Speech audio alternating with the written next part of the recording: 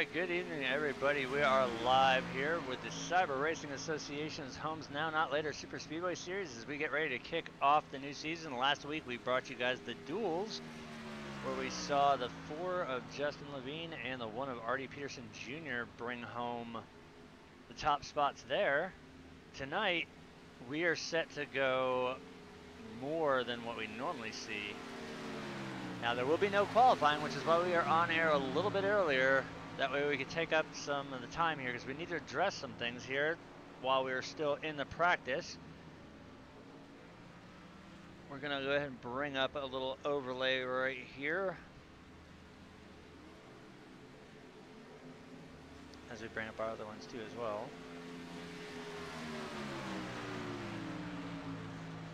All right, there we go. Now what you see on the right hand of the screen there is the official flyer for the Homes Now charity race that once again will be happening the 17th, and it's open to anybody on iRacing, not just the drivers here at Cyber. Anybody is welcome to apply.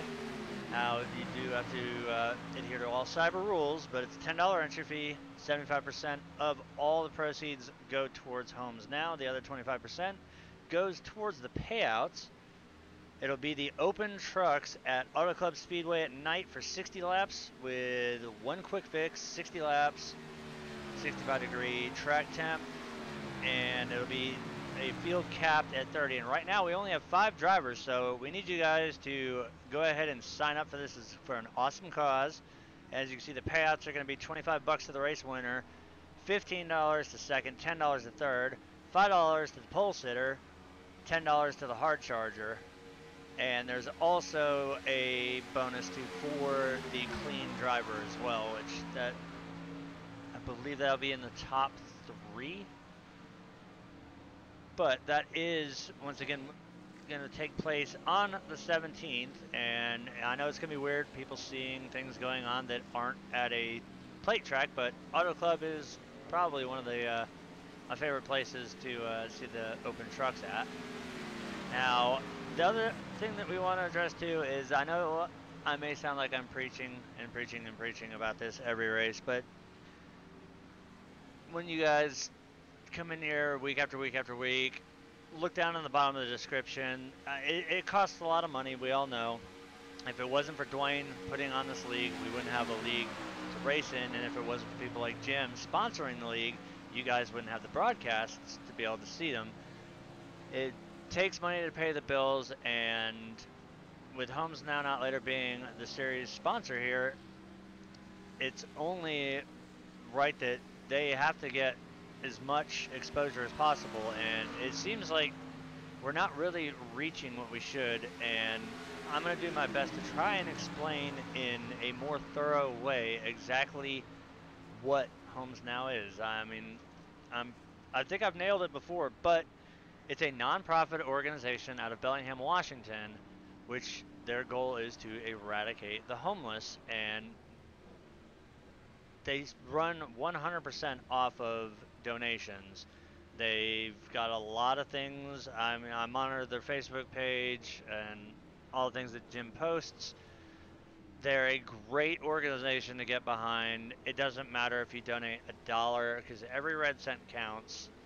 I mean, we all know that it's a problem that's plaguing not just one state in particular, but it's plaguing the entire country. There's people that don't deserve to be on the streets that are out there, and to have an organization like this that's trying to help those, that's top of the class and outstanding right there. But it all relies on donations. So if you guys have any spare money laying around and you want to put it towards a good cause, please look down to the bottom of the description. There's links to their Facebook, their GoFundMe, their Patreon, all the good stuff.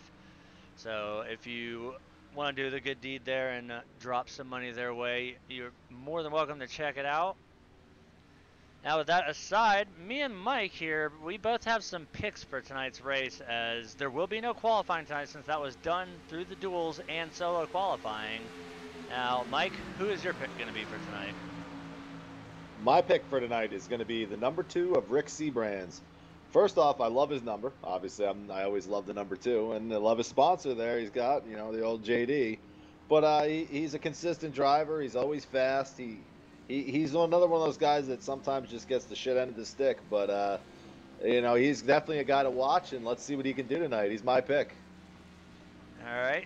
So we got the 2. All right, that leaves me the field. I'm gonna go with the 54 of Chris Akers, not just because he has that sweet ass Mack truck paint scheme, but because we saw during the duels just how powerful that truck was, and we've seen him up in the front a lot, and he does tend to usually get caught up in other people's shit, just like Rick does. But I'm gonna go. My pick is gonna be solid with the 54. So we got the 2 and the 54 as the picks, as we see the 81 of Mark Jorgensen Jr. doing a nice rolling burnout there down pit road. These guys killing time here with about a minute remaining here in practice. That was a sweet burnout he did right there. He started from his pit stall and made it all the way to the end of pit road. Is that Noman? Is he practicing for something? Does he know something we don't? I don't know. We got a lot of laps here, and the last thing I would want to do is make those rear tires a little hot. We take a look there at the 48 of Jimmy Coleman and the 44 of David Anderson. As we look up, well, it's not even surprising that when you told me to go to the 81 there, that he's sitting on the top of the board with a 45.334.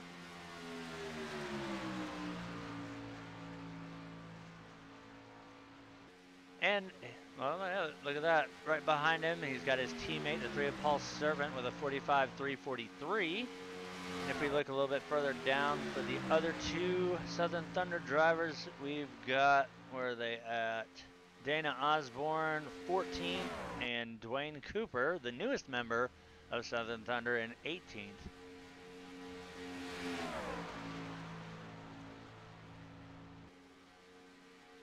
So as we go to the finishing here, we're going to have to do the grid on the fly, seeing how there was no qualifying in this session.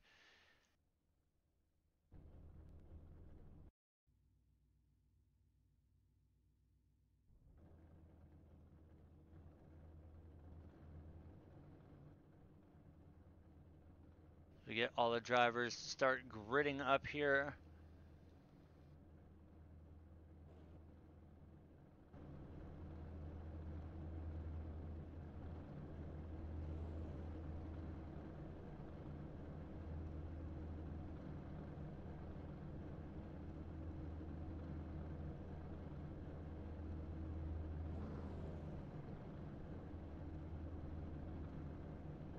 All right, so tonight's starting lineup on pole will be the 3 of Paul Servant.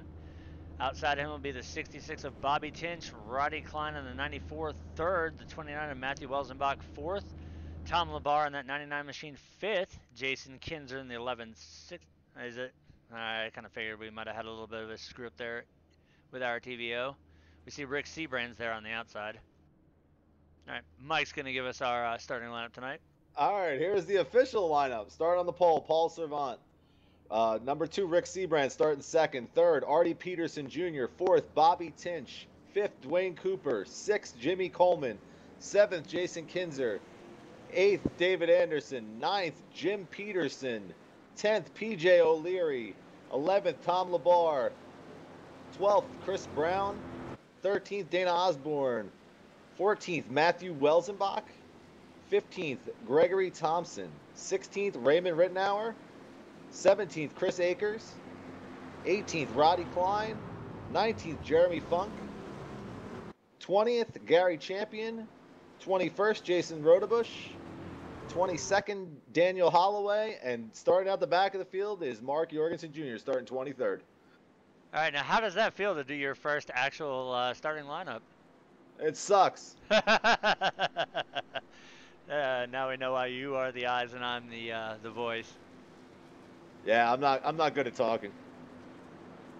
All right, but as always, we are good at doing the crank it up there. So we're gonna get the cameras ready as the lights on the pace car out. They're entering turn 3, the 3 of Paul Servant. I'm gonna screw that name up. I say it. I do it. It seems every league. It doesn't matter what I do. I screw the names up nonstop. So go me. Paul Hey, Servant's I gonna just lead did us it. in. I did it too. I just did it right there. Well, we're both guilty of it. I think pretty much every outfit is.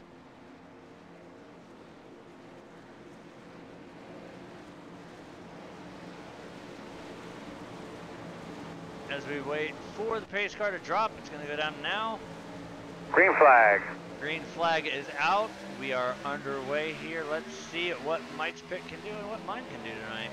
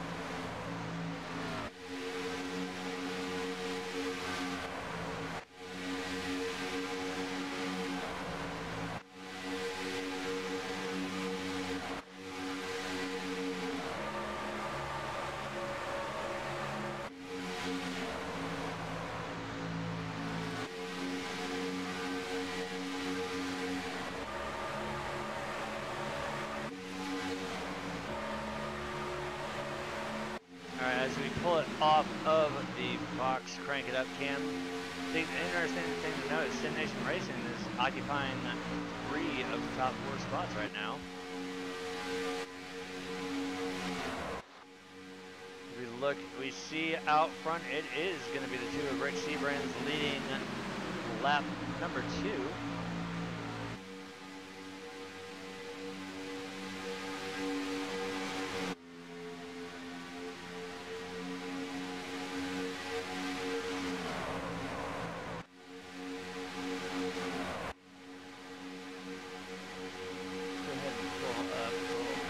Down here on the 3 truck as he's moved his way to the outside. We see, can he hit 200? He will. Oh, we got a little bit of an incident going on there. Going in at 3. Let's see if the caution comes out for it. And it looks like they were able to gather it up, so there will be no caution.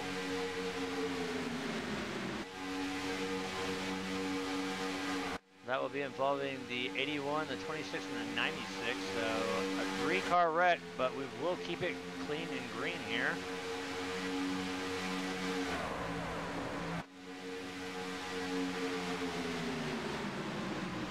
Appears that it was a 3 wide gone wrong by the 81 of Mark Jorgensen Jr. That's going to hurt them, but this is just the season opener, so they do still have a ton of racing left to make up for tonight.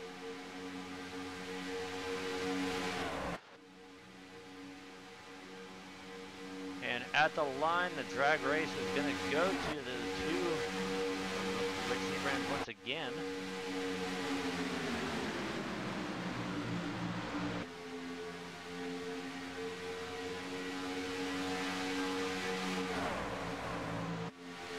The 81 down on pit road right now. I'm gonna go ahead and focus to him real quick.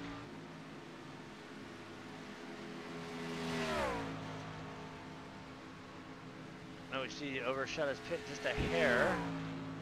Oh, fast repair has been used. You saw that nose on that Silverado straighten out. So early on, already had to use a quick fix within the first 5 laps. Let's see if he can turn that luck around.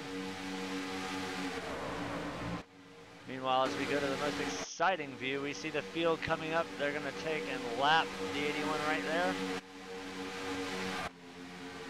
The battle is still raging between the 2 of Rick Seabrands and the 3 of Paul Servant. Now, Paul has the help of the 66 of Bobby Tinson and 00 of Dwayne Cooper. Seabrands has the help of Artie Peterson Jr., Jimmy Coleman, Dave Anderson. and Rittenauer as well. So the inside line right now, we see the outside trying to form up. We got the 99 of Thomas LeBar and the 16 of Chris Brown, and now the 96 of Roddy Klein.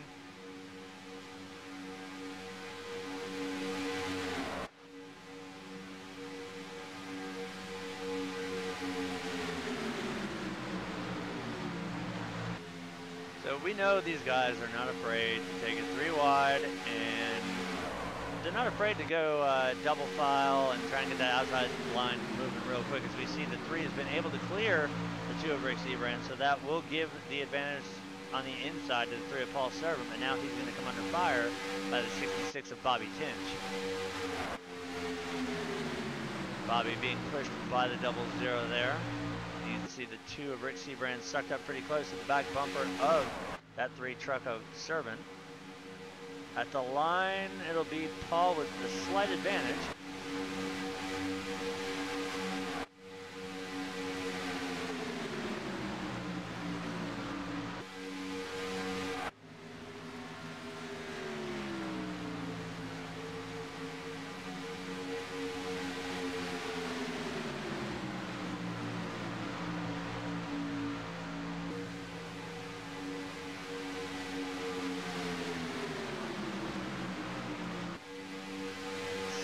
Guys can do on that outside line. I know that 00 is tucked up nice and good behind the 66. Is it going to be enough to let Bobby lead a lap? That is a whole nother question.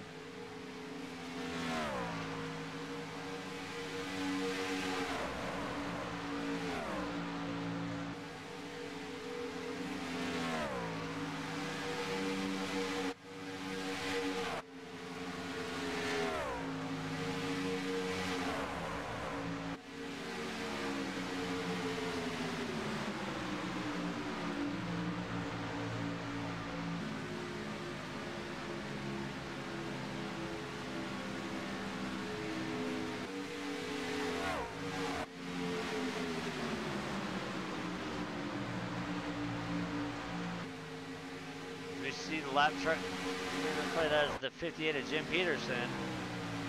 He stayed high and let the field by. He's going to cycle in there on that upper line. We see it, my pick, the 54 of Chris Akers right there at the back of this lead pack.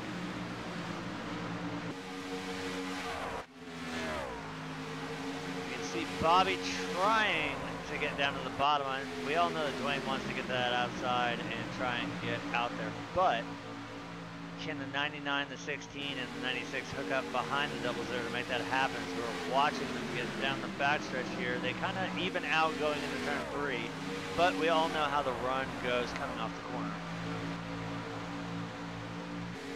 You see that truck there in frame. That is the 8 of Dana Osborne. He will be the next truck to go a lap down as he's going to go to the high side and let the leaders by here.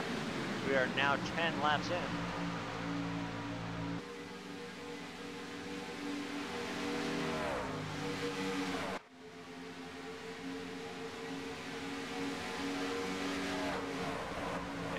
Next truck you're seeing there up on the high side will be the 96 of Jason Rudbush.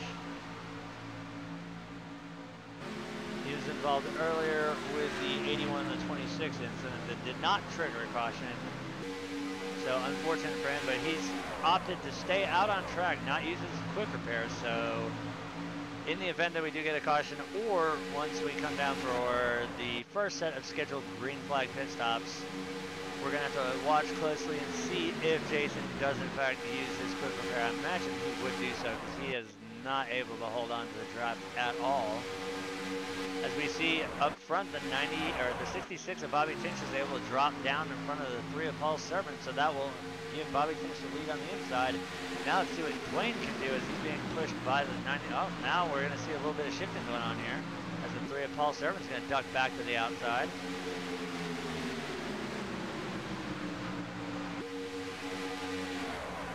Thought they were going to go 3 wide for a second there, but they decided to back it down and stay double file.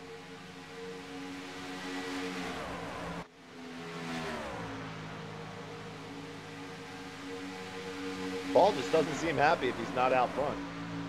This is true. He loves leading. As we see the 2 of Rick Seabrand there, down to the inside line.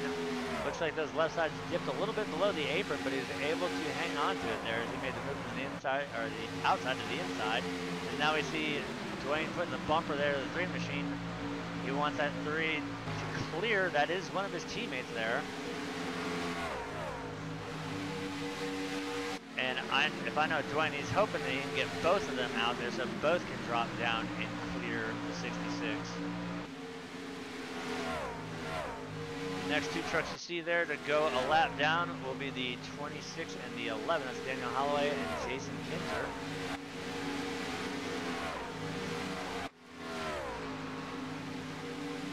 You see the left front damage there on the 26. He was also involved in that incident. It looks like he might have got a little piece of the wall there coming to 1 and 2. So we see the 11, and he's going to stay high field as they come down the backstretch.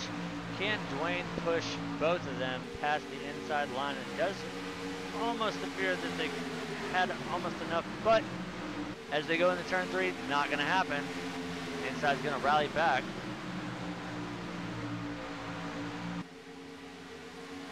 Right now, it's a battle. The inside line, Sim Nation, outside line, Southern Thunder. And we are 3 wide. Oh, we got contact, and we're wrecking. Caution. This will bring out a caution. That is the... Save us some fuel whenever you can, there, bud. You're doing a really good job. Tell me about your race car when you can.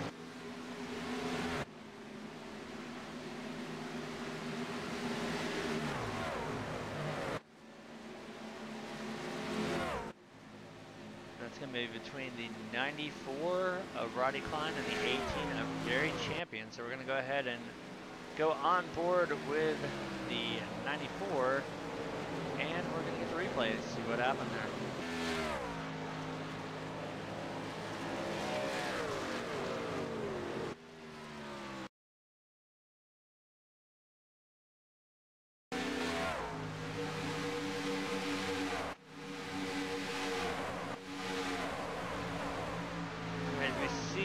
Watch the 94 Valvoline truck there on the high side, and that green and black Mountain Dew. That's the 18 of Gary Champion. We see the 3 wide there. Looks like a little bit of contact between the 18 and the 94. The 44 looks like, oh wow, several drivers getting a piece of the action there, as Roddy had nowhere to go. So several drivers going to be involved in that, but not going around. We're going to also take a look here on board with the 11 of Jason Kinzer here. We're going to back it up again. And we are going to go from his cockpit. All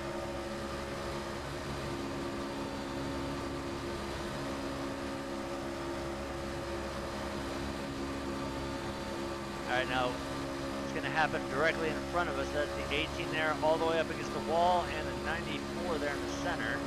See the contact? So the 94 is nowhere to go, and whoa. I've seen that many times running the official series there. Unfortunately, you can see the smoke trailing out behind that 11 machine. So Jason sustaining some heavy damage there.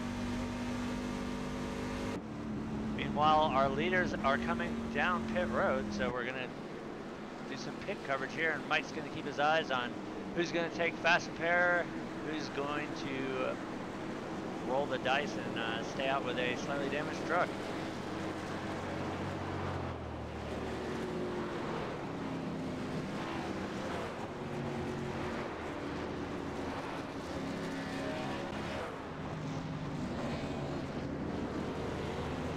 You see the 3 down and away, 66 down and away, 2, 00, the 1, the 2.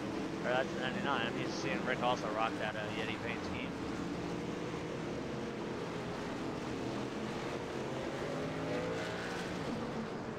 As everybody makes their way off pit road, the 3 of Paul Servant is going to win that battle.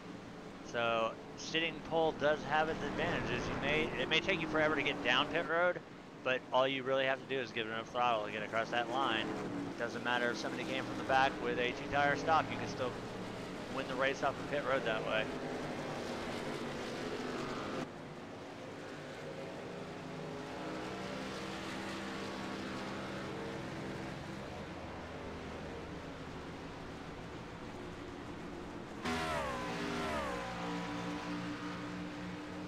And while we're under caution here, we are going to take a quick sponsor break in here.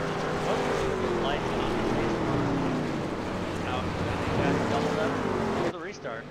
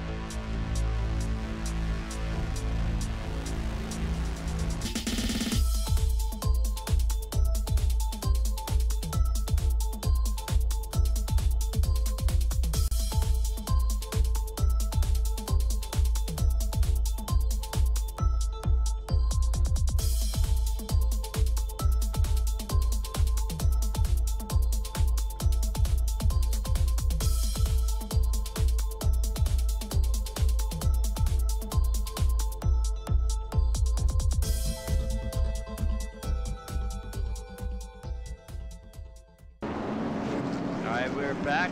Lights are still on the pace car, so hopefully this time by we'll see them go out. Try to get this field doubled up. Saw several drivers take their fast repairs. Some have not yet.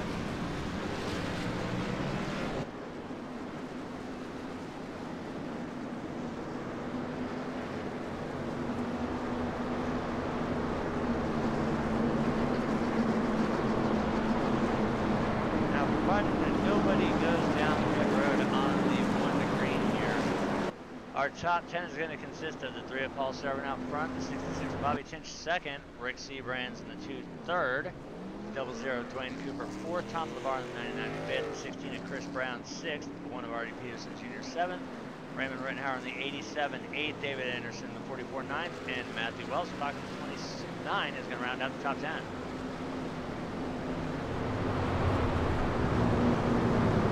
Looking at our race picks right now. Mike's pick is looking great. He has the 2 truck of Rick Seabrands. He'll be restarting this race from the 3rd position. My pick, the 54 of Chris Akers, he will be restarting position 13. But there's still a lot of racing left to do. I got faith in that Mack truck there.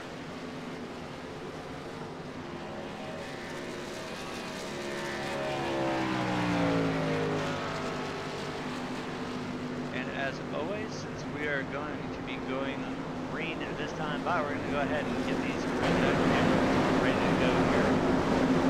Oh, we never got this before the race, but Mike, what is the beer status on the pace car tonight? This is just breaking news over me.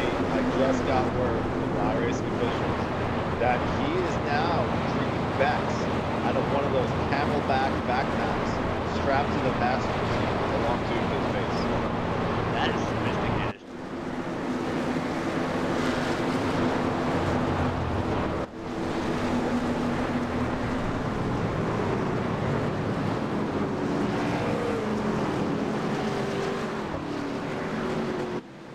We're through the tower. The 94 did claim responsibility for that first caution, so he will get an end-of-line penalty. Pace car makes its way out of turn 4. The 3 of Paul Servant's going to finish the restart. We're going to shut up. Turn the speakers up because we're going to crank it up. Betty green flag.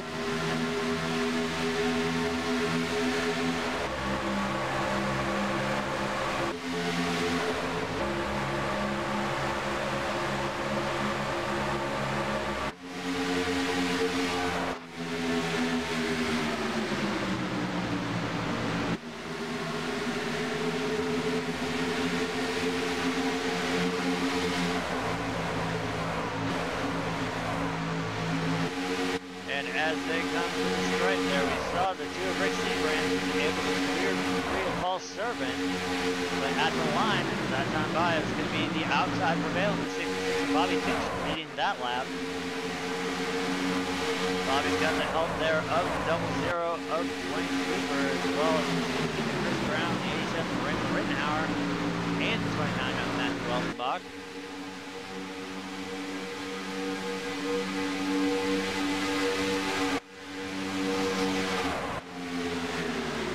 Inside, we see a little bit more gapped out between the two of the Seabrands, the 3 of Servant, the 99 of LeVar, and the 1 of Peterson Jr. So I don't think, unless they gather it up, I think we're going to see the outside line gain a little bit more momentum. And we might see Bobby here within the next lap or so drop down to the inside.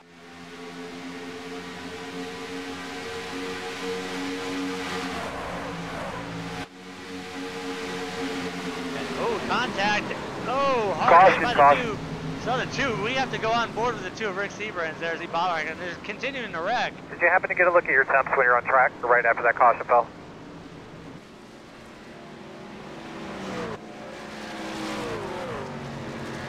A big wreck there on the backstretch. We definitely have to go on board first with the two of Rick Seabrands, because he did what we call bottle rocketing. He went very, very, very high, and we did see that after the initial wreck, there was some more wrecking after that. But first things first, let's get that replay from. I think we should go on board with the two of Rick Seabrands for this one. This is going to be an interesting shot.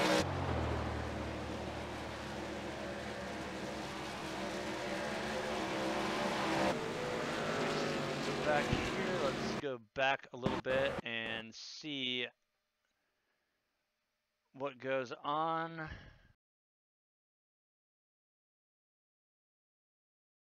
We're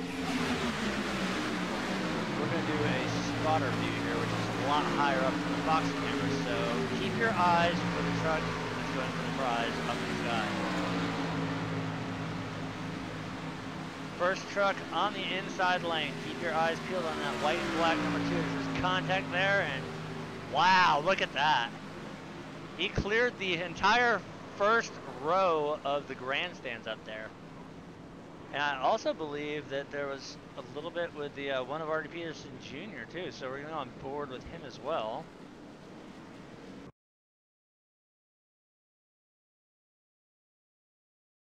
Go to the Fox cam on 1. And then we're also going to see here what brings it out, but watch the one of Artie Pearson Jr. here. He's down on the apron trying to make his way back up. Just a little contact with the 87 of Raymond Rittenhauer. They both pirouette. Oh, and then the 16 of Chris Brown comes in and does a good old-fashioned... is it safe to say, Mike, that the 1 and the 87 got Brianna? Oh, absolutely. Ouch.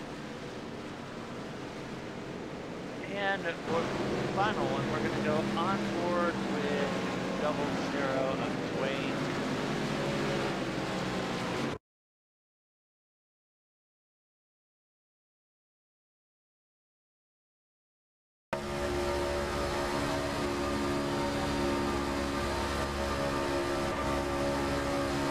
We are riding on board with the 00 here.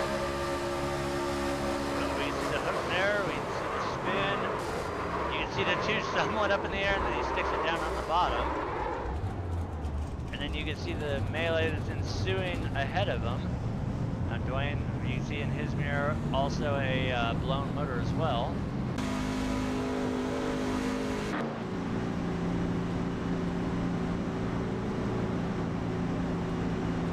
As we go back now to the lead here, our current race leader will be the 29 of Matthew Welsenbach. Now, Mike, how does that affect your pick here in tonight's race? I'm a little nervous, a little scared, but I have faith in Rick. He's gonna bring it back strong. I mean, he wasn't the one that caused that, so you know I'm holding out hope that he can get back up. Unfortunately, I just got a shot there of the 54 of Chris Akers, my pick. You can see him there on the outside line. He's got some damage there to the front of that 54 machine. Hopefully he comes down pit road and he services that too, because that's going to be a little detrimental to both of our picks.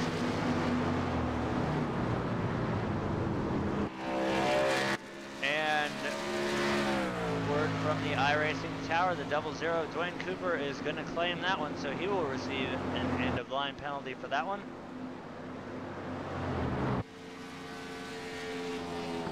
And to throw up a brief race summary right now, we are working our second caution of the race. We got 24 in the books. We've had 10 lead changes. Our current race leader being the 29 of Matthew Welzenbach.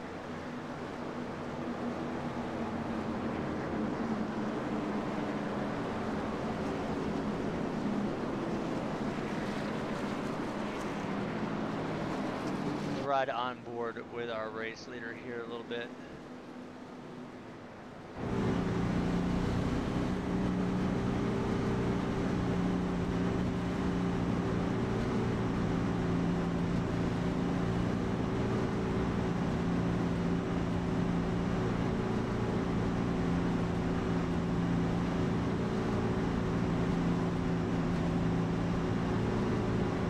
And I think, here we go, here's the greatest thing. We may not see all the temperature gauges working, but finally we can see the RPM gauges in these trucks working. This is one of the things that us as broadcasters have been looking forward to for a long time, actually being able to see the tach working finally. Now if they could get the rest of the gauges working, that would be absolutely amazing, seeing how they used to work a long time ago. But glad to see that the tach is now not just flatlined anymore. We can actually see what the RPMs are as we ride on board. It's almost like our race leader knows what's going on right now as he's shifting through gears there.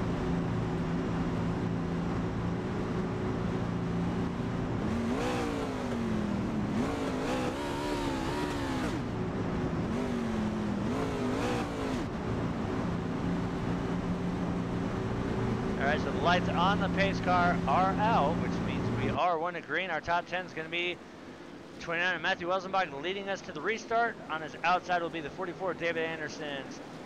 The 88 of Gregory Thompson will restart third. My pick, but with a little bit of nose damage there, the 54 of Chris Akers, the 81 of Mark Jorgensen Jr. 5th, 11 of Jason Kinzer 6th, Jeremy Funkin 97 7th. 8 goes to the 18 of Gary Champion, Bobby Tinch 9th, and 99 of Tom LeVar is going to round out the top 10 here as we see the 00 getting the wave by here.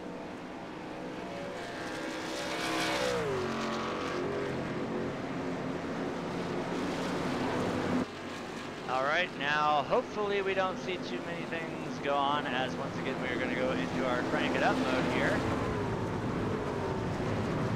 Once again, our race leader, the 29 of Matthew Welzenbach, is going to lead us to the restart here. We'll take lap 27 as we get ready to crank it up. And Brett gets ready to get some more of that Vex out of the Camelback.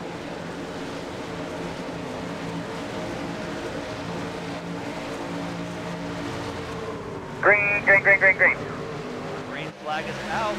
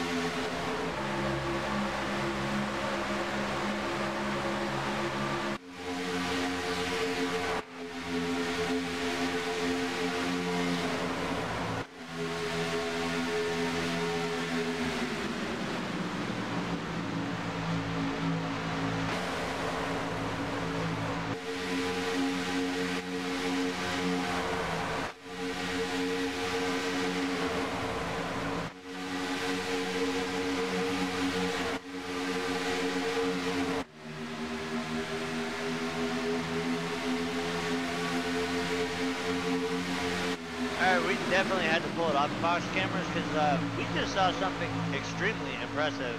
The 81 there, Mark Jorgensen Jr., he was passing people by himself on the outside line. As right now we see he's got the advantage here going into turn 3. He's got the 44 of David Anderson, the 18 of Gary Champion behind him, as well as the 11 of Jason Kinzer. But we see my race pick the 54. During that crank it up, we saw a good shot from the TV panel of the 29, and you can see inside the engine bay. Hopefully Chris can keep that machine tucked in behind another truck, because right now, provided that we don't see another big one, hopefully he can maintain track position. Doesn't look like the damage is hurting him too bad, but definitely the thing to note, the 81 is on the move, as right now he is side drafting the living shit out of Welsenbach down the backstretch.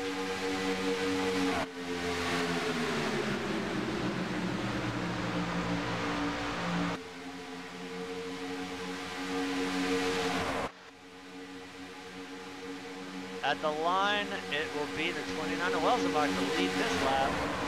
That'll be his 5th lap of the night. Let us there, gonna bunch. Oh, caution, caution. On the track. What do you think, bud? You think you're all right out there? Stage. That is not a wreck. That is the end of stage 1 here. So let's see if the 54 is going to use his quick repair or not, but hand the stage 1 victory over to the 29 of Matthew Welsenbach. Definitely have to give the hard charger award so far, though, to the 81 of Mark Jorgensen Jr. That was one hell of a power that he pulled on the outside by himself. Yeah, Junior's definitely trying to go from 0 to hero. Well, we know that 81 loves being out front, and he loves that TV time.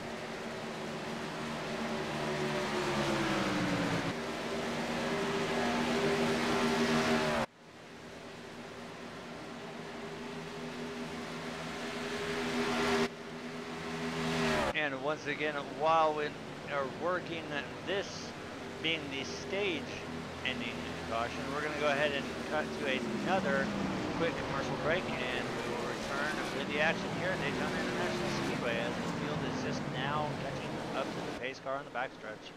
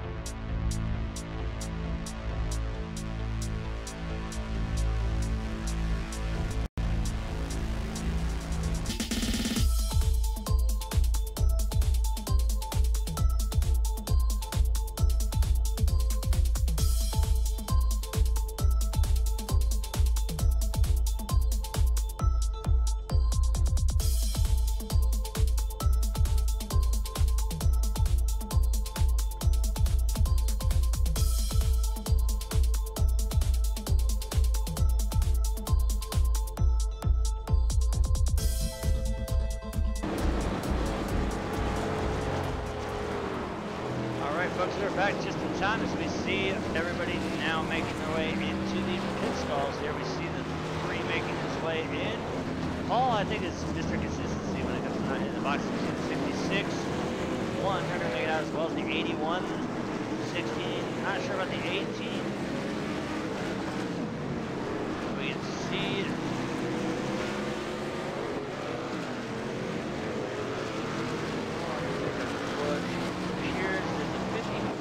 race pick, did not use his quick picks, but he did stay extended on pit road for some damage repair, so I do want to take a quick little look at that machine.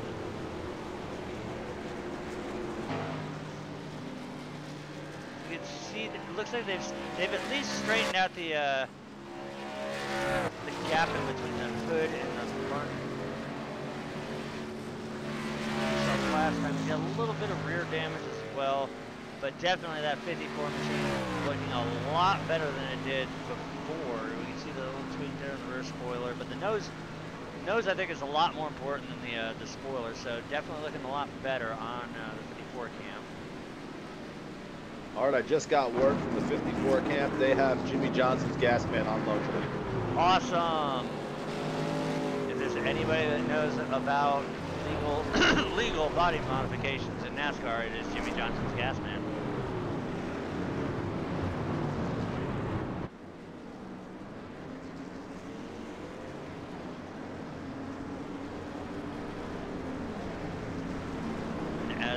Makes their way to the stripe. I'm going to go ahead and give you an updated look at the top 10 here. Out front will be the 00 of Dwayne Cooper. Restarting second will be the 66 of Bobby Tinch. Artie Peterson Jr. the 1/3, the 81 of Mark Jorgensen Jr., who we saw making one hell of a power run before the stage ended there. He will restart fourth. Behind him will be teammate, the 3 of Paul Servant in 5th, the 18 of Gary Champion 6th, the 11 of Jason Kinzer 7th, the 48 of Jimmy Coleman 8th, 29 of Matthew Welsenbach 9th, and the 87 of Raymond Rittenhauer is going to round out the top 10. That's assuming that they do not come down pit road with one to green, which I imagine they won't, seeing how we just had the stage end and these guys have chopped off. But let's go ahead and ride on board with our race leader.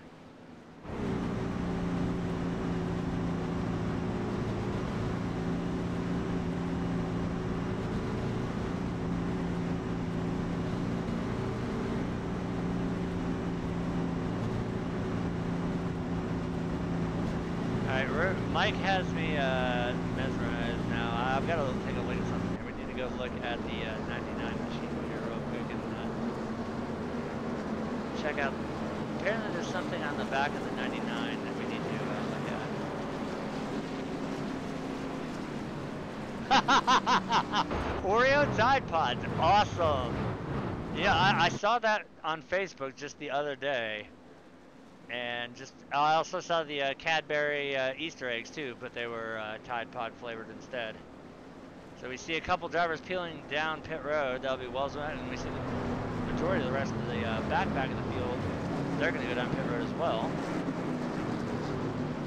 As the lights on the pace car are out, it's going to shake up our top 10 a little bit. So once again, the 00 is going to lead us to the line. 66 on its outside, the 1 of Artie Peterson Jr. 3rd, Mark Jorgensen Jr. 4th, Paul Servant 5th, Gary Champion 6th, Jason Kinzer 7th, Jimmy Coleman 8th, Rick Seabrands 9th, and Daniel Holloway is going to round out the top 10.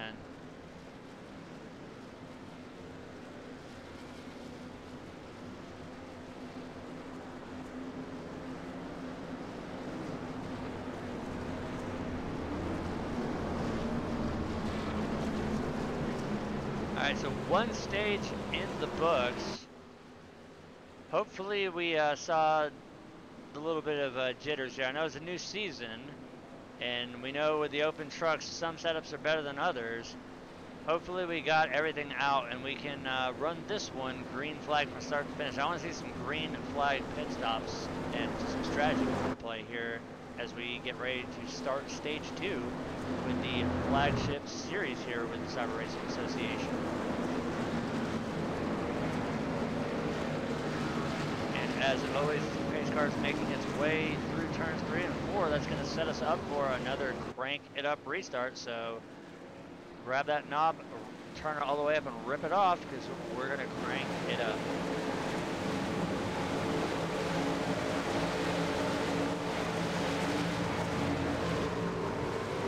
Green flag.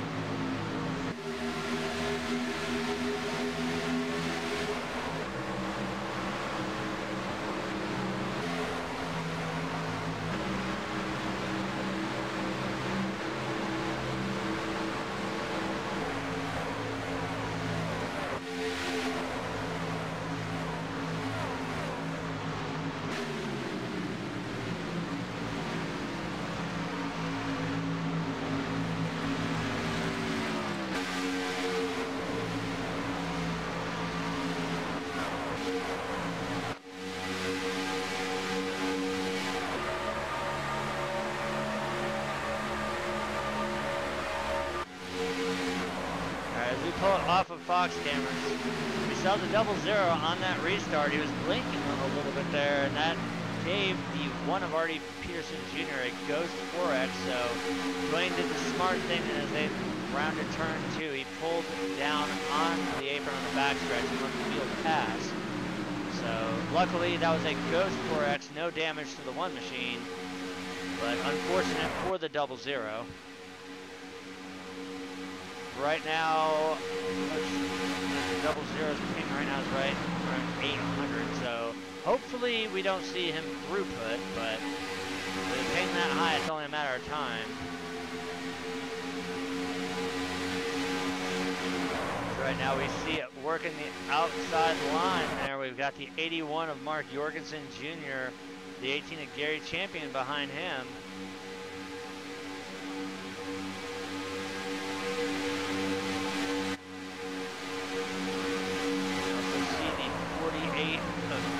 Coleman there, and the 26 of Daniel Holloway.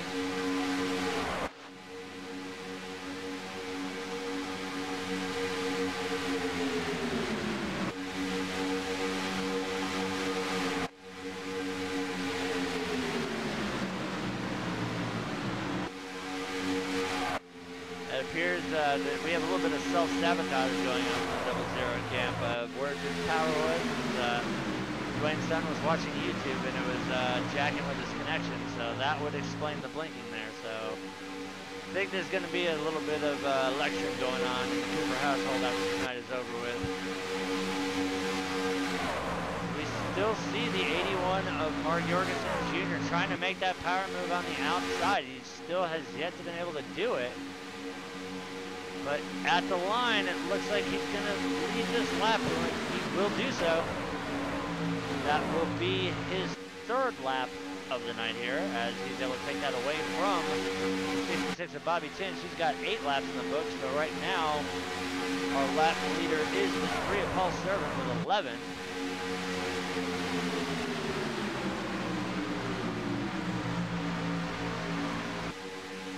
So you see the run down the backstretch right here.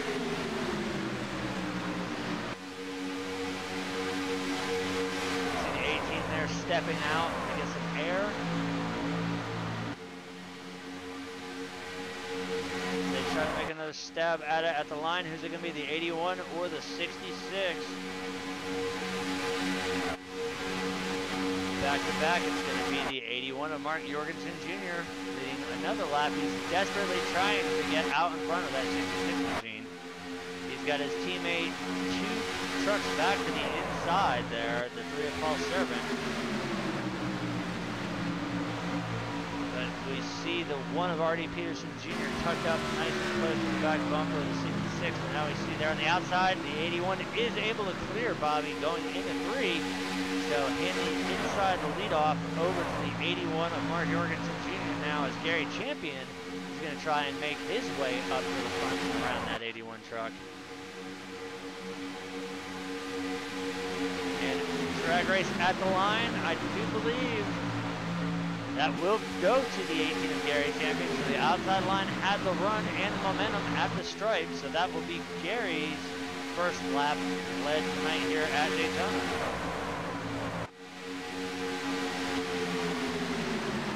You can see a little bit of gap open up there between the 66 and the 1. He's able to close it back up on the backstretch there. See the inside getting a good push there. Now, we all know that the draft here is a complicated thing to kind of like analyze. I think I might have shared some of the bets with Brentwood on before the race. But one of the hardest things to analyze is the draft, especially with these fixed setups here. Not fixed, but the open setups of the truck. We're not fixed with the K&Ns, but these trucks here, you can have a blistering fast truck and somebody running either maybe baseline or the stock Daytona, or maybe a setup they had worked on that's not as fast, but as long as you can stay sucked up to another truck and you've got another behind you and you can stay in the pack, you continue to gain that momentum as long as you're not the lead truck. As we see, the 18 of Gary Champion has been able to drop down in front of the 81. He will easily lead this lap. This is what it's all about now. The 81 can kind of go a little bit into fuel conservation mode as the 18 and the 48. These guys right here are the ones that are punching the hole in the air. They're the ones that are going to be burning the most fuel, and then going to be leading, obviously, the inside and outside lines. But that's what sets up and makes the draft so unique. You can side draft, as we see now the 81. He's going to go to the outside. He gets a shove from the 48, which you can see the run that they get just from that right there. You have the bump drafting, the side drafting, the pad drafting. These things are amazing. Mark just easily was able to go from the high side back down to the low side, and he will maintain the lead here as they come to the stripe. We haven't really seen the 48 and the 26 be able to push as hard, but Mark took full advantage by stepping there up to the high side of the backstretch. Got the bump from the 48, which kind of killed the momentum there. And word is 00 down on pit road. We see now the 48 getting a run there on the outside, being pushed by the 26 of Daniel Holloway. 29 Matthew Rosenbach behind him.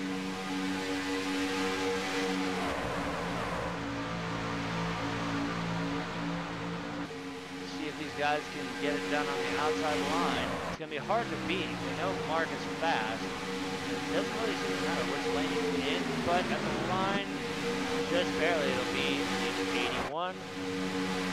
That will be Mark's. Actually, no, it'll be Jimmy Coleman. As he goes after the trial, but that'll be 6th lap led. So 9 thousandths of a second. Mark had that lap. We see the 80 of PJ O'Leary is going to be that first truck in the frame to come under fire by the entire field here as they make their way through turns 3 and 4. That 80 machine is 8 laps down, about to go down for the 9th lap here as they make their way to the line. We do a quick little check here between our picks right now. Right now we got the 54 Chris Akers, my pick, running in the 8th position. So the 80 there get a little piece of the wall there as he was staying high for the field to go by. But right now, the 54, my pick, right there you can see him just behind the one who already finished Jr. in 8th. And right now, Mike's pick is 2 of Chris Brands. Currently being scored in 17th.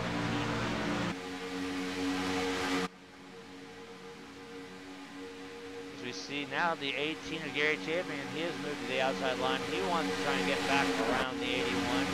He's done it before, he can do it again. And then are we going to see a rinse and repeat with the 81 going back around the 18?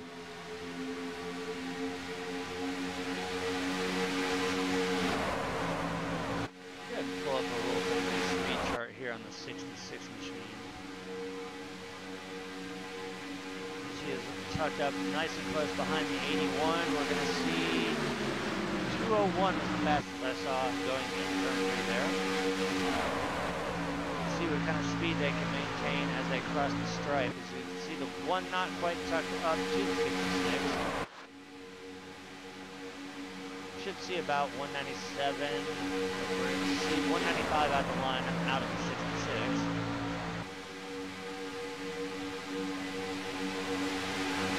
Our RPM gauge here, we can see steadily right around 85. 8,500 RPM.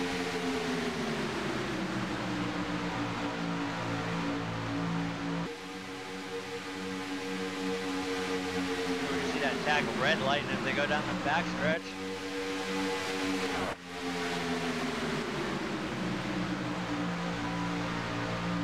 And we're going to go on board because now that we actually have the ability to see it in car, it's one thing to see it on an overlay, but it's another thing to see it actually inside the car itself. So watch the gauge cluster right there. Right now he's sitting right around 8,400, but as they get down the backstretch, watch as that tack starts to light up red. That indicates they're close to the red line, but that's when they're at their peak speed here.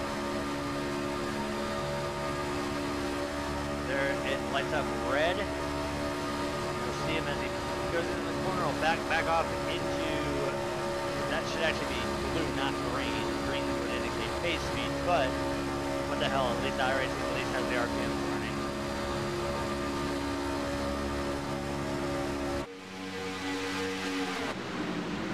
You see there the 3 of Paul Sherman, looks like he's on the move as well now as he's trying to make his way back up towards the front. So you see the 81 still no contest on the inside line there, being pushed by the 66, the 1, the 3, the 29, and the 54. We've got a 3 truck on the outside line, the 18, the 48, and 26.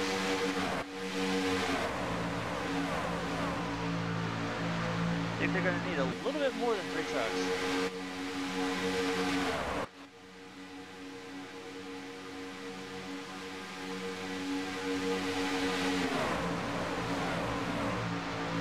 And at the line, Gary Champion's going to lead that lap.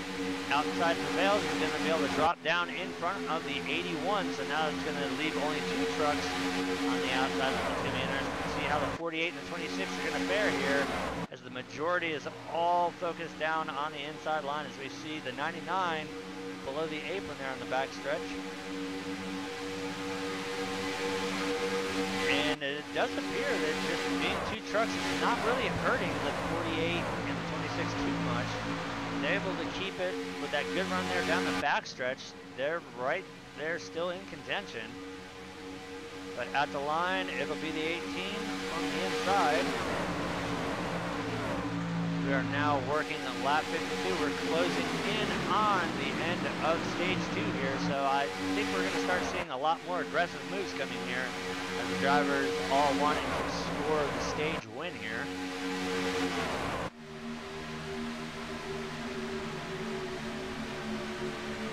You see the 81 laying the bumper there to the back of the 18, but look at the run that the 48 and 26 got there.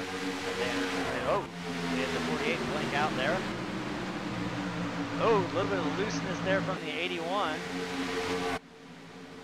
You see the 81, the 18, we see several guys coming down pit road right now, so that'll hand the race lead over to the 48 of Jimmy Coleman. That'll be his first lap led of the night there in that 48 Toyota Racing Development Machine.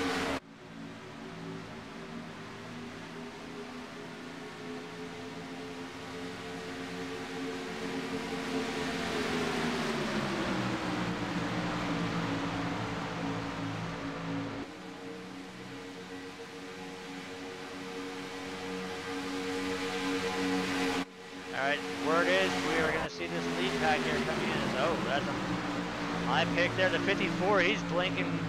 Hopefully that stabilizes out, as we're going to see these guys come down pit road right now. See them all fanning out so they don't make contact on pit road, as everybody looks like they're going to make it down. Nobody's going to get a speeding ticket there on entry to pit road.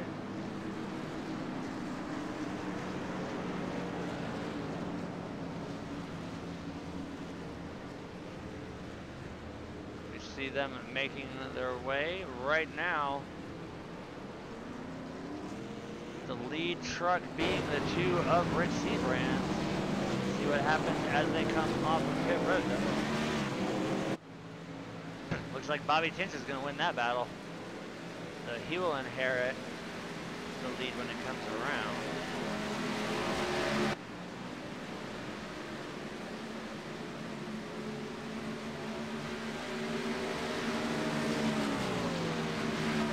Guys all have to get up to speed. As we can see the second pack here, they are at speed, so now we're going to see the faster group passing these guys here, so we're going to see some names start shooting up the board.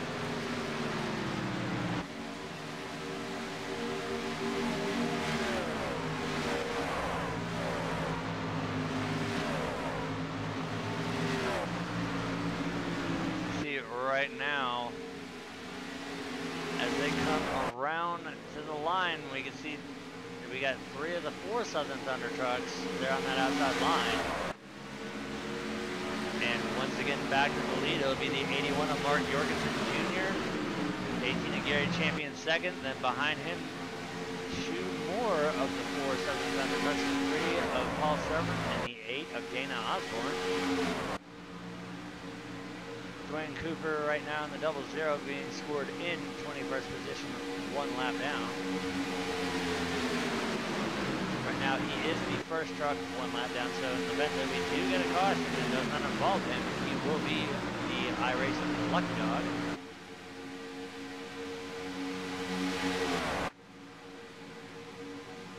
As we are nearing the end of stage 2 here, we're seeing now the 3 of Paul Servant and the 8 of Dana Osborne hooked up there on the outside line. It looks like we're going to try and see Southern Thunder make a run and get 1, 2, 3 here as we are in the closing laps of stage 2.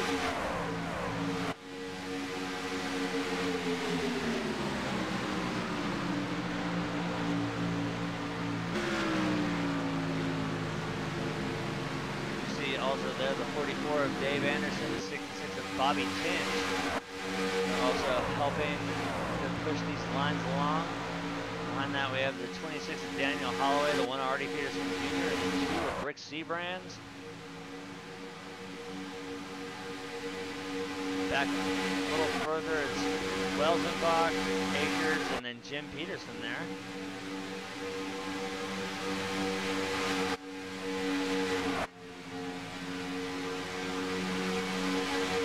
Right now, Southern Thunder occupying both of the lanes here. You see the 8 of Dana Osborne hooked up to the back bumper of that Dream Machine. As well as the 18 of Gary Champion locked bumpers with the 81.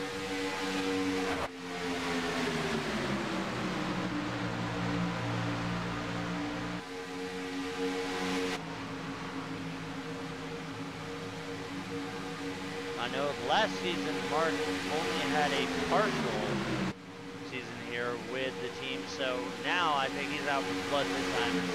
We're kicking off the new season here, this being the first official race of the season. I think we're going to see that 81 fighting pretty hard to stay where he's at right now, even though he does have 2 of his teammates with him.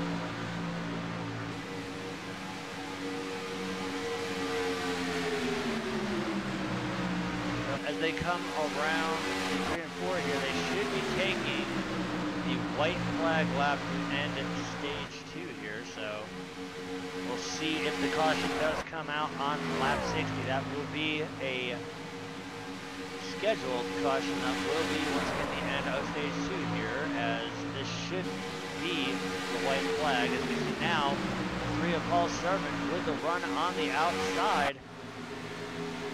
Not able to do it as the 8 Gary Champion assisting the 81 there of Mark Jorgensen Jr. But we see once again the run that the outside gets. It seems anywhere that that 66 machine is, especially when he gets hooked up with the 8 and 3, that outside really starts moving.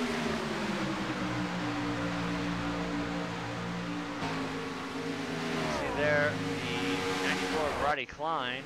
Now this should bring out the caution here to end stage 2.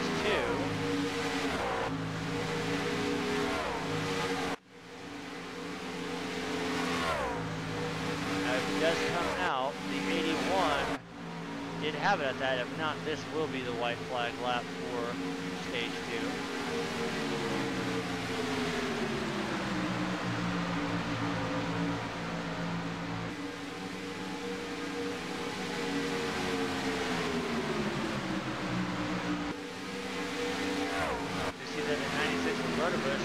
He's going to go down the lap.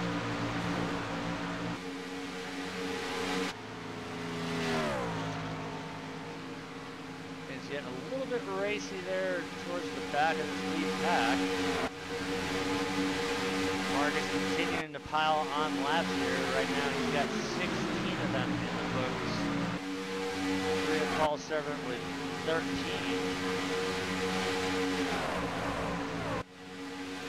Alright, so apparently we've got a little bit more of a distance to go here. It might be 10 more laps than usual. Usually we go 90 laps here, So I'm guessing we might see a few more laps. We see the 18 there, and Gary Champion. He has moved to the outside. He's going to try and make his way around the 81. At the line, the 18 is going to get that lap. That'll be Gary's 6th lap of the night. He's able to drop down in front of the 81 and clear him. That's going to open the outside back up again for the 3 and the 8. Once again, we see the 80 of PJ O'Leary, who will be going down the 11th lap this time. This time he's able to keep that 80 Budweiser machine out of the wall as the field goes by. See Gary trying to throw the block there on the 3. That's going to put Gary in the sucker hole. And we're 3 wide at the line. And that lap over to the 3 of Paul Servant is now he is ducked down to the middle groove, and he's going to strand out his teammate, the 8 of Dana Osborne. So we are still 3 wide as we've got that middle groove now working. Dana's going to have to recycle towards the back of the line. Now it's going to be a battle between, oh, now we see the 18 of Gary Champion. He's going to opt to move to the outside line as well as we continue 3 wide down the backstretch here. We've got the 8, the 18 all the way up on the high groove. The 3, the 26, the 29 on the inside, the 81, the 44, and the 1 on the inside, 66. Wow. Now we see things are going to dissolve out there. They're going to go back to 2x2, so a little bit of a costly move there by the 18 of Gary Champion. That's going to move him back to the 10th position. So 2nd to 10th, that's going to be a 8 position hit there. As we still look at teammates running side by side here, both with help. 3 of Servant with help from the 26 of Holloway, the 81 of Jorgensen with help from the 44 of Anderson. Now this, I might throw out there, might be the white flag lap, because we did see some aggressive driving here. They're going to continue to go. So far this has been great. The entire stage so far clean and green.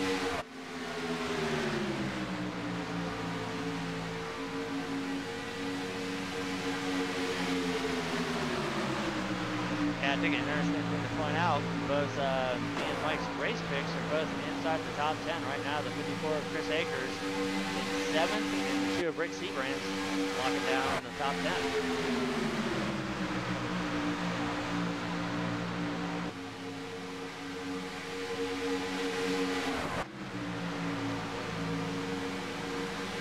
Looks like the inside of the slight advantage. Again, that will go to the 81 of Mark Jorgensen Jr. That'll be his 19th lap led here tonight. Yet another 9,000 of a second lap there. Green, the 81. We see the 18 once again, he's going to the high side. We see a little bit of connectivity issues there at the 54. Hopefully he can stabilize out again. That right there is my race pick. I'd hate to see him roof it or have something happen to where that blinking would cause an incident or something, but so far so good. It looks like he's stabilized out. They continue to run side by side here.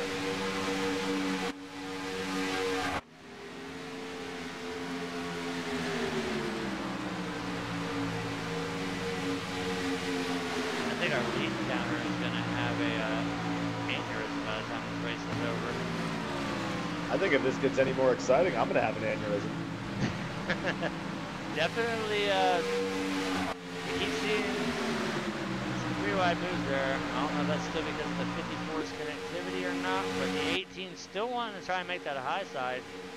Whether he's doing it for protection, or as we see now the 3 is able to clear. Oh, the 26 tried to go with him. He's going to make contact with the 81, contact with the 29, and now we're going to see the caution. Caution. Might be oil on the outside at the start-finish line.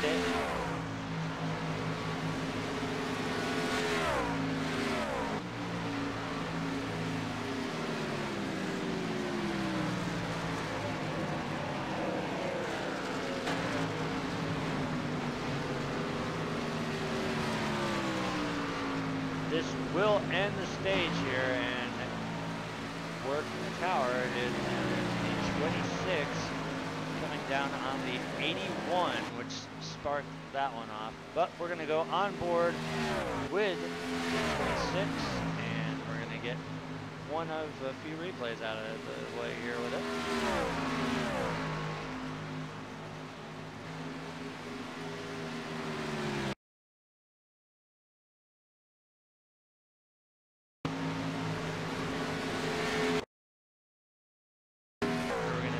They're about half a lap away from it here.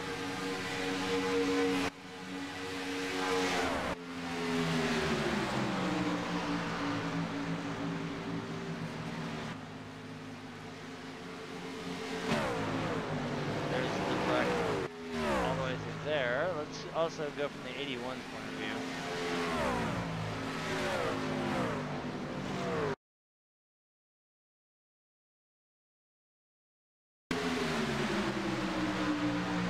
Barreling in turns 3 and 4. Watch that gray, red, and black 26 there on the outside line.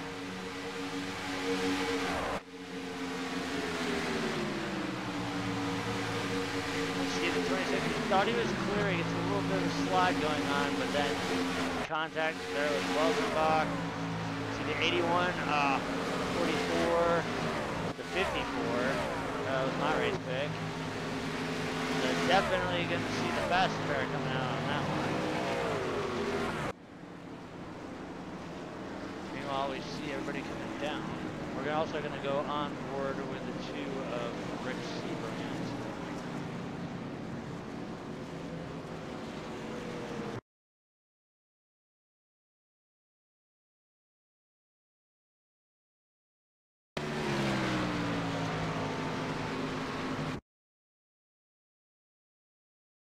We gotta keep backing it up here just a little bit. So here we are once again coming out of turns 3 and 4 as we are on the two of Rick Seabrand this time. That white and black truck second last on the inside line. We're actually gonna do a on-board shot here.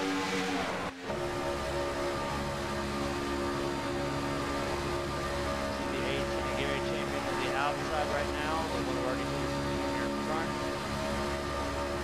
And as they come around this time, we should see the contact between 26 and 81.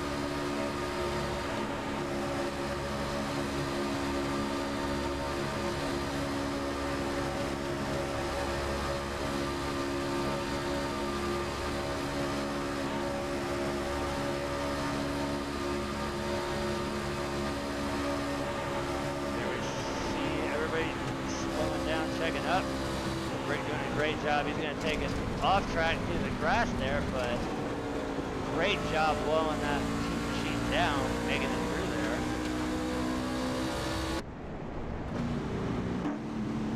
We ride on board. Leader, let's go ahead and get our leader here. Get the 3 of Paul Serpent. Now some stats that might make your eyes blink. We've had 34 lead changes here. We got 70 laps out of the scheduled. We've had 4 cautions for 12 laps, one of them being the end of stage 1. Now this being the end of stage 2, that one fell under caution.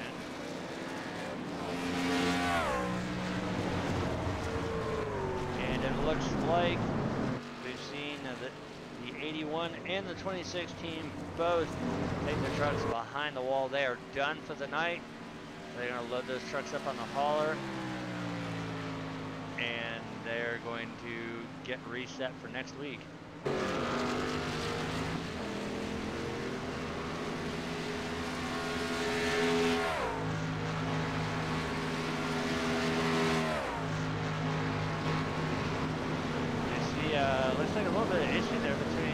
0.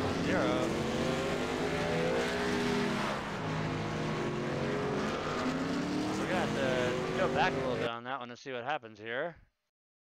Alright, keep your eyes on that yellow machine coming down pit road right there. Let's see what happened here in lane. It looks like he might have, he's already passed his box. He stopped in pit road here. He's going to pull over into the boxes.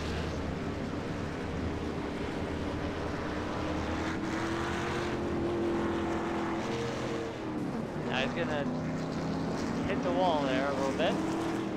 Get her backed up. All right. The other way.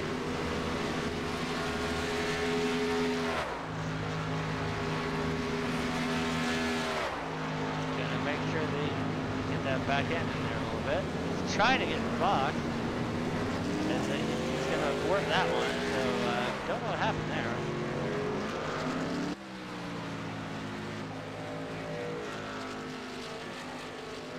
They see the continuing troubles here out of the 00 camp.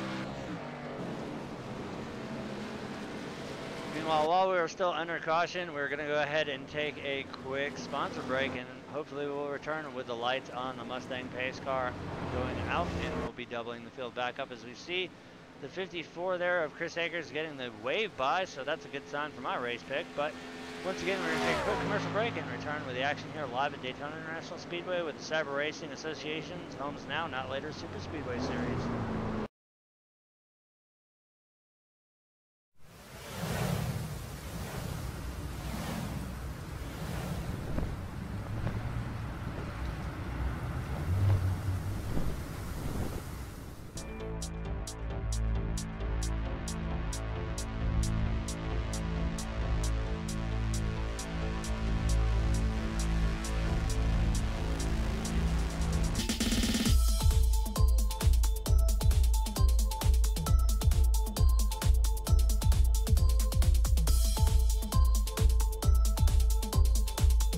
Green flag is out.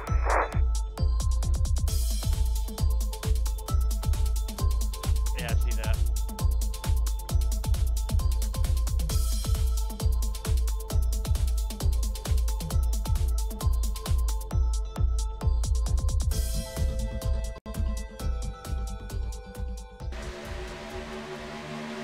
While we were under commercial break there, the green flag did come out. So we are back underway. This is the final stage of the race here. As now we can see Mike's pick there, the two of Rick Seabrand's. He's first truck there on the outside line. He's got help from two teammates behind him, so there we go.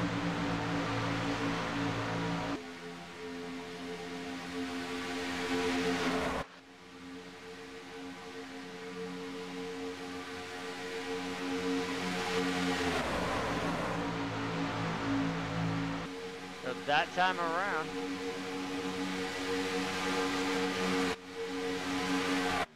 our new lap leader, the 3 there of Paul Servant, that will be his 20th lap in the books tonight, as right now we see the 2 there of Rick Seabrand.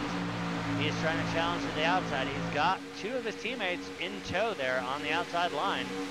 See if Rick can make the move here, if he can clear the 3. We see the 87 of Raymond Rittenauer. He's got back end of 3 of Paul Servant. We see the 88 of Gregory Thompson.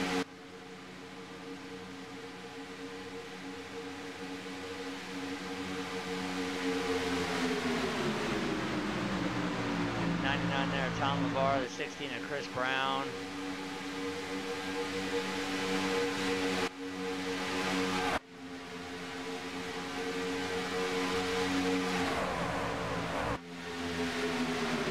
Now that we know we are in the final stage here, it's gonna be a little bit difficult to call how this race is gonna go.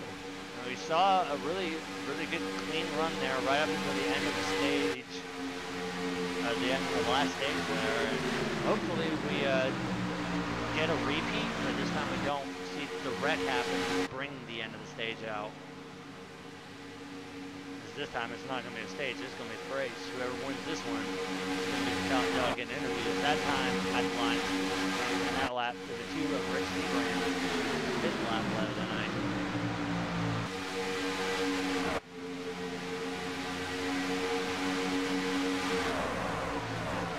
All right, I can sum up this last segment in one word: insanity. I was thinking anarchy, but insanity works just as well.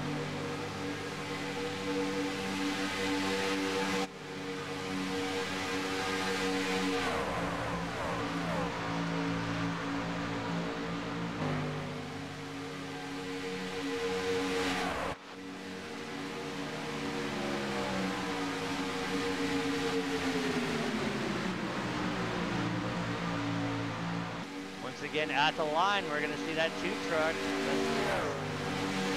6th lap. Actually, no, take that back. Oh, see the Gary Champion there. He's going to go down a lap here. Let's come out of turn 2.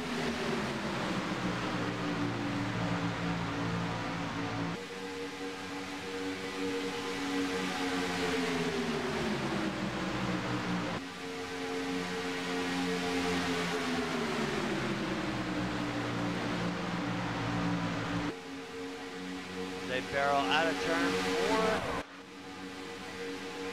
4. Looks like we might have a drag race to the lead here, but it's going to be 2 of Rick Seabrand. That one right there, we needed a Polaroid for it. That was .001. 1,000th of a second. That's the shit you need to break out a camera for to see who led that one.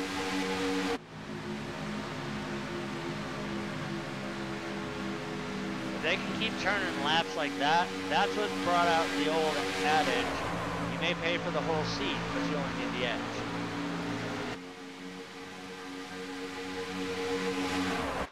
Now as we're in the latter and final stage of the race, we're starting to see some names up here that we haven't seen a lot of the race, namely one of them, the 99 there, Thomas LeVar, right now currently being scored in the 5th spot there with that Yeti Oreo Tide Pod machine. As well as the 87 Raymond Rittenhauer. He has not been up in the front since we saw that first wreck happen where he was collected at the line with it. As well as the 88 of Gregory Thompson and the 96 of Jason Robush is involved in that first wreck that we did not bring out of caution. So a lot of drivers that we had almost counted out of the race are now back into it again here. Yeah, and that's the big advantage of saving your quick repair, because you get the wave arounds under these cautions, your truck's back, you're fixed up, you're ready to go, you can race it out that last stage. Now, I know we said it during the duels, and we raced with these guys on Monday nights. Let's see if we can go for a carbon copy replay of what we said last Sunday. I think that it's absolutely a blast to be out with these guys, but it scares the shit out of you. And let's see if you can follow it up with what you said last week. I can't remember what I did like 12 minutes ago. I believe the famous word was, yeah, fucking terrifying. It is true, it is terrifying. It's absolutely terrifying with these guys. As we see the 2 of Rick Seabrand has been able to clear the 3 of Paul Servant. That's going to make it no contest, so no more drag racing there between 2 and 3. That was easily going to be handed to the 2 of Rick Seabrand.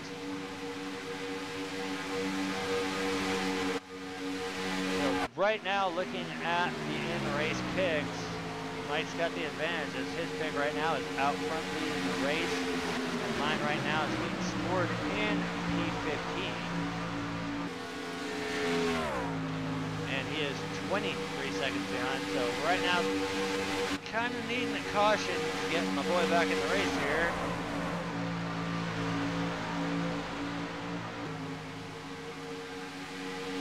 They come off a turn 4. Does R.D. Peterson Jr. have anything on that outside line? He will fall short by about a half a truck length that time. As it'll once again go to number 2. That'll be his 10th lap of the night here. And it looks like they're going to be coming up on the 00 of Dwayne Cooper, putting him down a lap. That'll be his second lap down. After, I don't know what the hell happened on pit road there. We watched the replay of it. Art, I know exactly what happened. He was giving us a demo on how not to pit. Well, if that's a demonstration, that was textbook. Oh, we got the 18, or what is that? That was the 11 to Jason Kinzer into the wall there. Don't know what happened there with the 11 machine, but you can see the extensive right side damage there to that Toyota Tundra.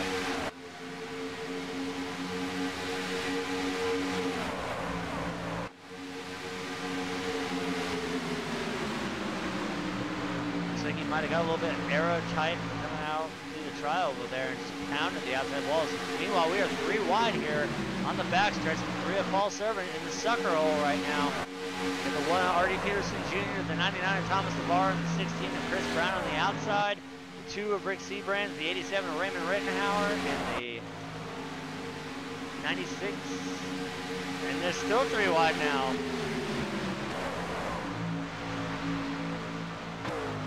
Alright, so we got guys getting racy here in the final stage. You can see the 00 has managed to get into that lead pack here. Even though he is 2 laps down, he now does have the assist of the draft.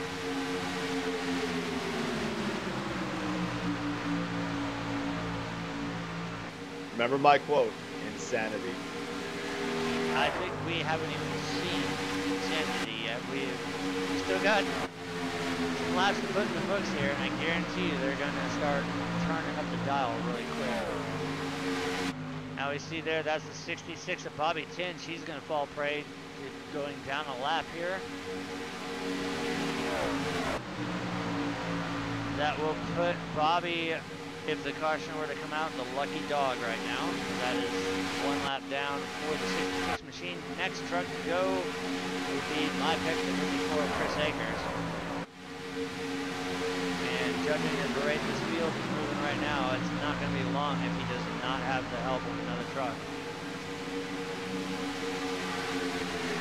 So right now, we're seeing a duplicate of what we saw before. It's now going to be a drag race between the 2 and the 3 again this time.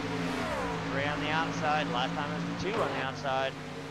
But here, as the laps are starting to wind down, we're seeing the battle heating up again between Paul Servant and Rick Seabrand.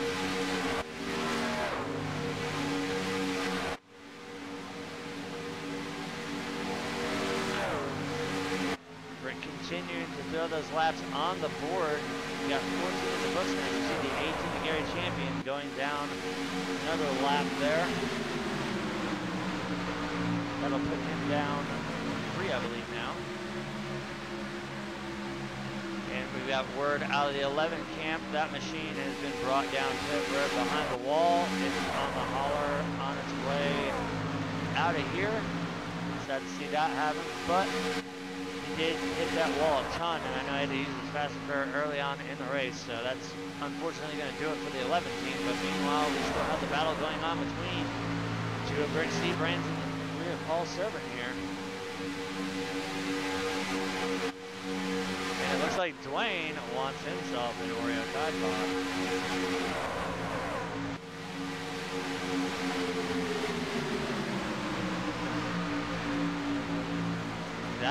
He's already got one. He's gotten around the 99 of LeVar. Now he's going to get up to the back bumper of the 1 of R.D. Peterson Jr., which, I'm going to throw a shout out to him for rocking the New York Rangers paint scheme. And the Die Hard logo, too. There's several drivers. Well, I don't know if there's several drivers still left in the field that are rocking the Die Hard logo. I know there's quite a few out there that are running our logo on their machines. One machine being one of them. The 44 David Anderson had it, but unfortunately I think he retired as well.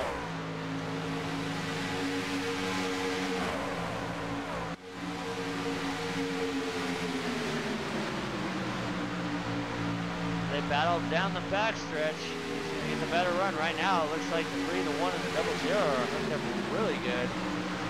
As the 3 looked like he was going to drop down, and he's going to do so now as they go to 3 and 4. The 1 R.D. Peterson Jr. almost made the mistake of going with him.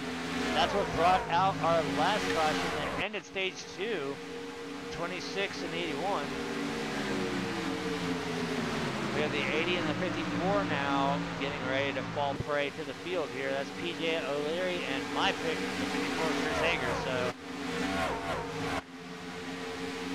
as the field goes by, if the caution comes out, that will now turn her over to the 80 or the 54. As we see the 80 get a piece of the wall there, and he's still a little bit in the wall. The 54 will be the lucky dog if the caution were to come out. Because right now we're looking at the most exciting.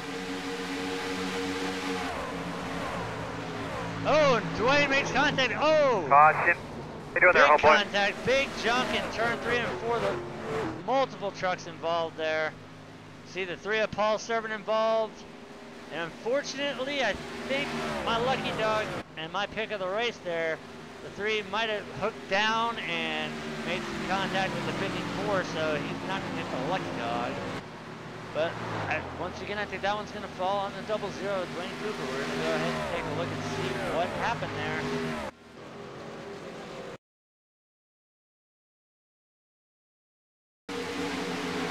But here we are. Here's the 00. Let's see. I think it's just going to be a bump gone bad here. We're going to go to lap the field. Or lap the 80 and the 54 here on the backstretch.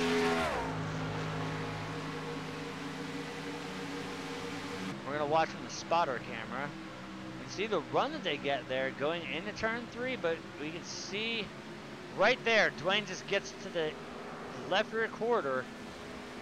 Dwayne goes for one hell of a ride. We're going to do an onboard with the 00, so we're going to back it up again, but you can see multiple trucks. The 1, the 3, the 54 involved, several trucks, but the 2 of Rick Seabrand's involved as well, so we're going to back it up again, and we're going to go on board this time with a 00, because I want to see this one from inside the cockpit. Here's where we're going to see the hook. Right there, he just gets too low on the left side, and here we go for the funny ride. Oh, Sky Airs. Oh, wow. Hey, I've done that move before. I'm going to talk to Dwayne after the race. That's my patented move right there. That is what I call the Martin 2X wall ride. We're also going to go on board with the 29 machine.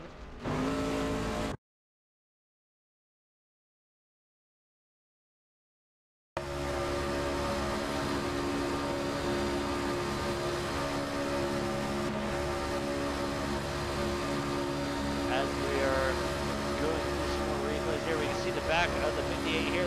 This is not your break.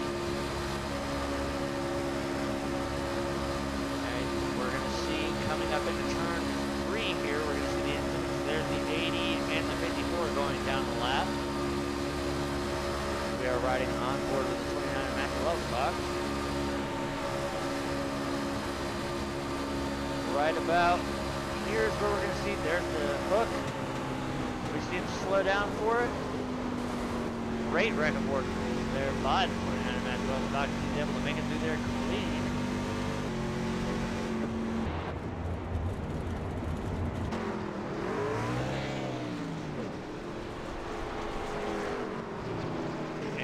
Unfortunately, my pick for tonight's race winner, the 54 of Chris Agers, has taken that truck behind the wall. They are done, so that leaves it to Mike's pick, the 2 of Rick Seabrand's.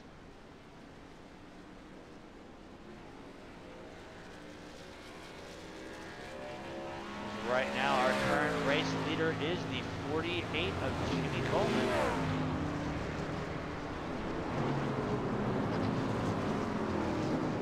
You see the 58, the series sponsor here for Homes Now Not Later, the 58 of Jim Peterson. He's being scored right now in the 2nd position. Now, I have a little bit of inside knowledge. I've watched, I'm a big Facebook whore, and seeing how Cyber is heavily driven through the Cyber Racing Facebook group. Jim went live, and during this video, he said that this season we're not going to see him racing like he normally did, hang out in the back. We're going to see him a lot more aggressive. And tonight, right now, that is definitely paying off for the 58 truck, because right now he is in 2nd position, as we are definitely getting down there in laps. We're getting down there in trucks. So right now, Jim is actually sitting in really good position here, as I do believe the entire field has already come down and pit while we were doing all the replays there. I think this is going to be a race where we see Jim quote one of his famous lines like, "Hold my bong and watch this."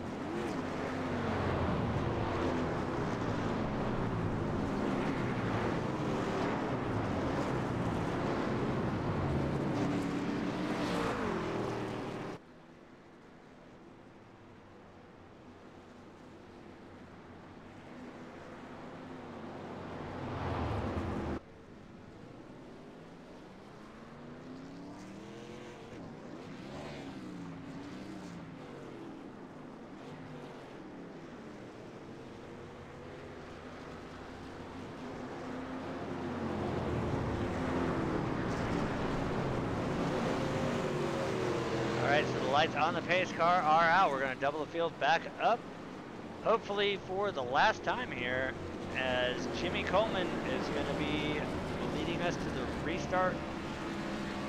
He'll have the 58 of Jim Peterson to his outside in second, the 87 of Raymond Rittenhauer in third. Fourth goes to the 99 of Thomas Labar, the 16 of Chris Brown fifth, Matthew Welsenbach in the 29 sixth, 88 of Gregory Thompson seventh, 2 of Rick Seabrand's 8th, 97 of Jeremy Funk 9th, and Roddy Klein in the 94 is going to round out the top 10. To go through a quick race summary here, we've got 40 lead changes, 92 laps in the books, and we're finishing up our 5th caution, technically only 4. One was the end of a stage, so 4 cautions technically, but 5 for 15 laps.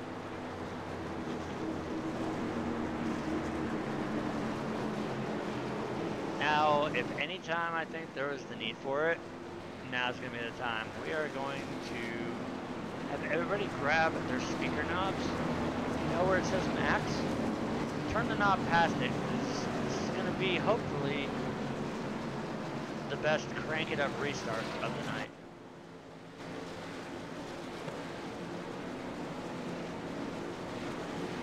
Now, once again, the 48 of Jimmy Coleman is going to lead us into the zone. Pace car's going to drop down, green flag's going to come out. Let's let them have at it. Green flag.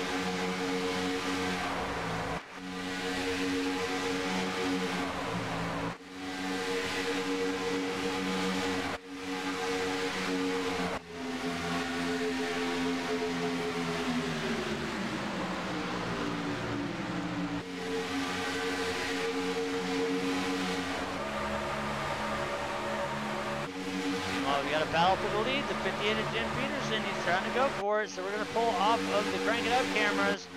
We see right there, the outside, Jim almost had the 48 cleared.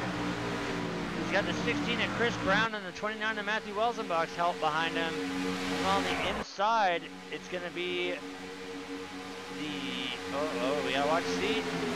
And Jim is going to lead that lap, so score the first lap of the night for the 58 of Jim Peterson. The one thing we've got to know is on that restart, we saw the 3 and the 8 looked like they were almost all but out of it. They've hooked up and now they're looking to check out here. They are now going to try and take it 3 wide down the backstretch here.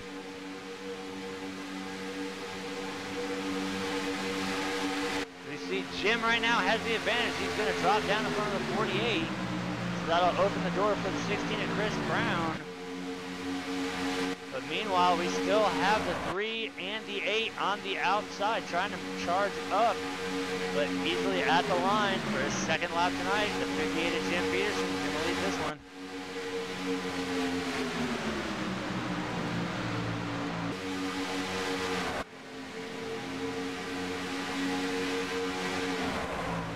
Right now, this 3 wide here is playing well for the 58 team, because right now he's got the 48, the 87, the 99. He's got a slower damage truck. It must be under 10 to go here, because all the lap trucks I know are supposed to go under the apron.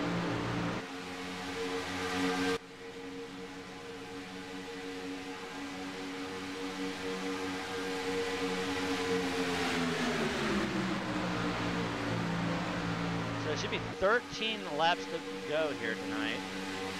And right now we see the 16 of Chris Brown as he was able to edge out the 58 that time by.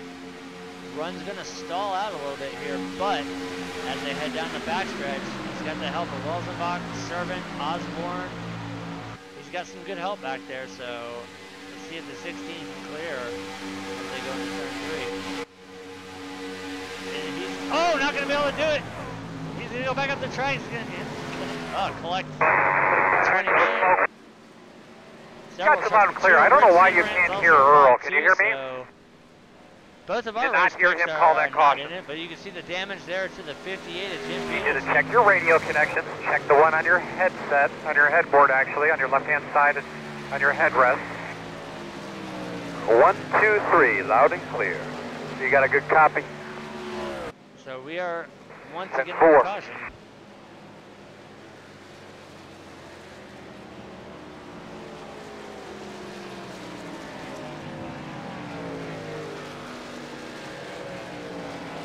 And that one looks like it was just a little bit too late of merging down. As we can see a little bit of damage there on the 58. We see some damage on the 48 as well. Looks like the 87's pretty clear, but let's go back and check out the 16 of Chris Brown and the reason why we are under caution here with coming to 11 laps to go. You see here, he's going to get the run coming off of turn 4. Actually on the backstretch here, I believe. So the run is going to be going into turn 3. He's got it, but he's going to kind of delay it. And in turn, he's going to get crossed over there. He crosses over the hood of the 58, shoots up into the 29, collects the 8 and the 3. So both Southern Thunder trucks involved there, as well as 2 of Rick Seabrand's. So both of our picks are pretty much about done. Alright, so it is in fact a 120 lap race, so we do have 21 laps remaining. Usually we have about 10 laps allotted for a green-white checker, but tonight is not the case. We will go a full 120 laps. And we've got word that the 8 of Dana Osborne is taking his truck behind the wall, and they are done. So right now, looking at the list of retirees, we have the 26 of Daniel Holloway, the 81 of Mark Jorgensen Jr., the 44 of David Anderson, the 11 of Jason Kinzer, the 54 of Chris Akers, the 8 of Dana Osborne. Yeah, not a good night for Southern Thunder at all. No, it is not. I think right now, the highest scoring Southern Thunder driver is the 3 of Paul Servant in 9th. And then we've got the 00 of Dwayne Cooper all the way back in 19th, 2 laps down.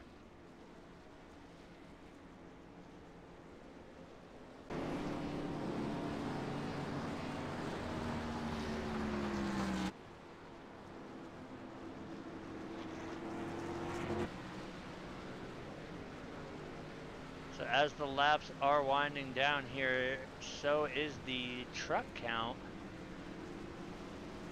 We've got several drivers that are making extended stays here on pit road, as we will be taking 20 to go here as the 58 of Jim Peterson crosses the line, so that's to be his 5th lap led of the night. And actually, let's go on board.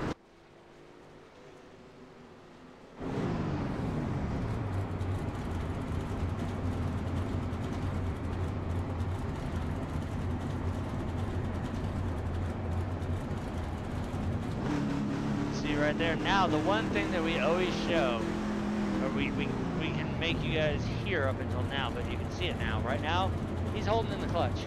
Watch those RPMs spike back up, he's letting back out of the clutch. So right now, Jim is in fuel save mode.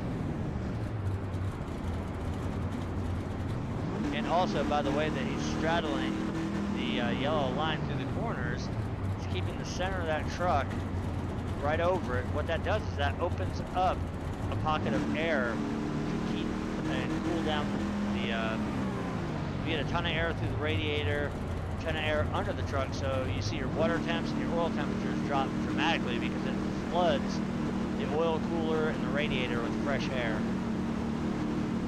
It's right there. He is doing exactly what I do in all the official races. I will ride down there, get as much cold air up under that truck as I can to keep it cooled off as much as possible.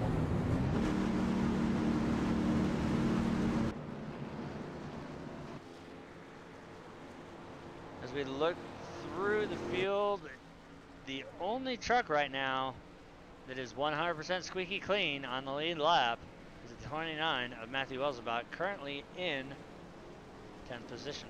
As we see our leaders coming down pit road.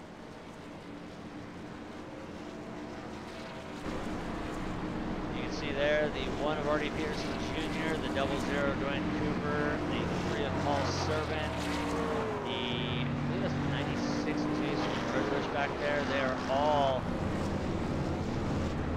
making extended stays on pit road. We watch the battle off. Looks like it's going to go to the 88 of Gregory Thompson.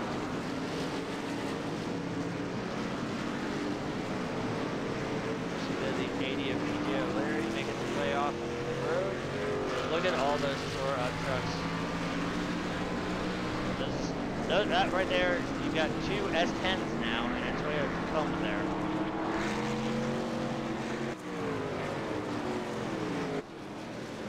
As we focus back to our leader, out front is the 94 of Roddy Klein.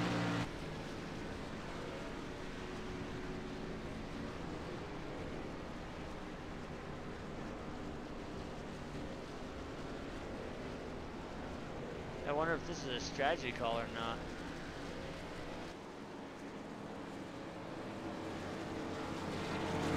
This is pretty much going to be a single file restart. As you see the lights on the pace car are out. Everybody has come down pit road, at least the one in the green. You can see the heavy damage there on the back of the 94.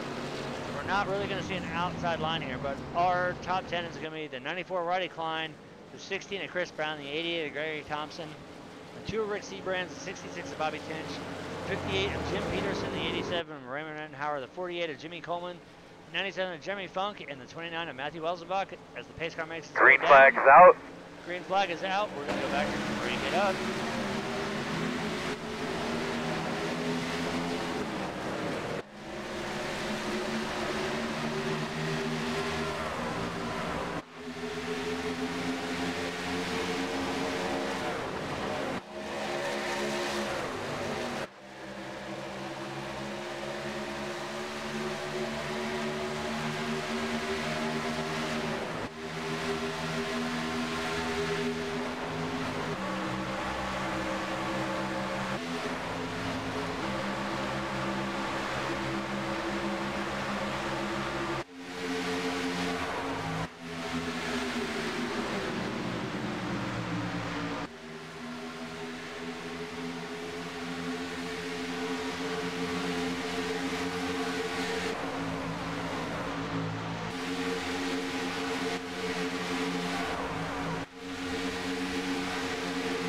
Alright, we've got to pull it off. Oh, we got another wreck going on here. And looks like the 58 of Jim Peterson is going to make it out unscathed. No caution as yet. I don't know why the caution did not come out. So right now, Jim Peterson, lone dog, just absolutely gaining ground on everybody. Caution's out. And now we see the caution. That was not an iRacing. Make sure you're getting yourself something to drink there, buddy. By the admins here. That should have been a caution. We had the trucks going up and down the track in front of the pack.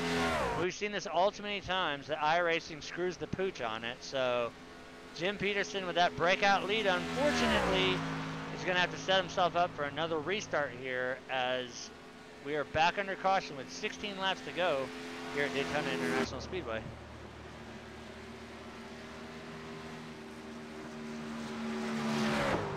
It appears that that one is going to fall on 16 of Chris Brown.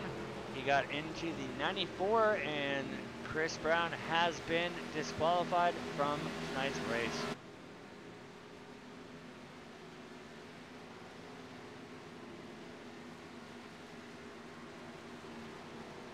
Now the rules are, I do believe that if you bring out 3 cautions, you are done for the night. So you see the rest of the field finally catching up. If this caution flag did not come out, just think of the lead that Jim would have had for the few laps here, but then how bad it would have been if all these guys had organized and gotten a pack and caught up to him.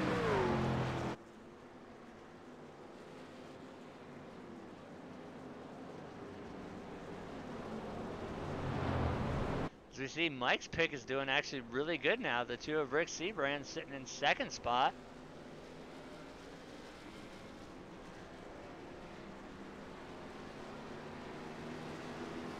Hopefully we see a quickie caution here. We can get racing back underway.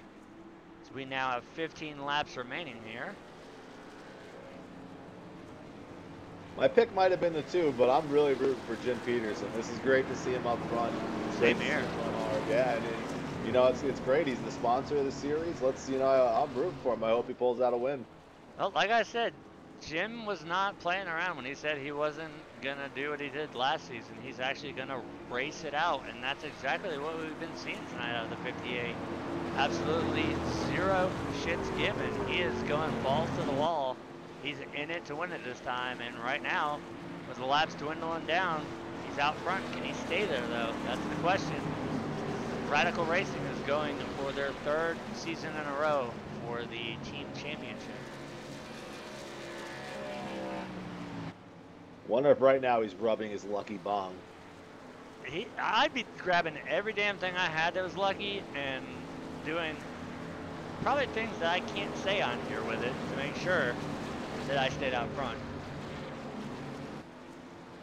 But looking behind him though, he's going to have some stiff competition on this restart. That 2 of Rick Seabrand's, we've seen him strong all night when he was battling with the 3 of Paul Servant. See how this is going to play out when they restart, because this one should be a double file restart, which will put Rick to the outside. So Rick's got a cleaner truck on the front, but he does have a little bit of damage, more damage on the rear. He does have some on the nose, but Jim's got some pretty good damage there to the front of that Toyota Tundra as well. But then again, pretty much all these lead trucks minus the 29 of Matthew Welzenbach have some pretty substantial damage to them. We are going to go at least 2 more circuits around the track here before we take the green flag here.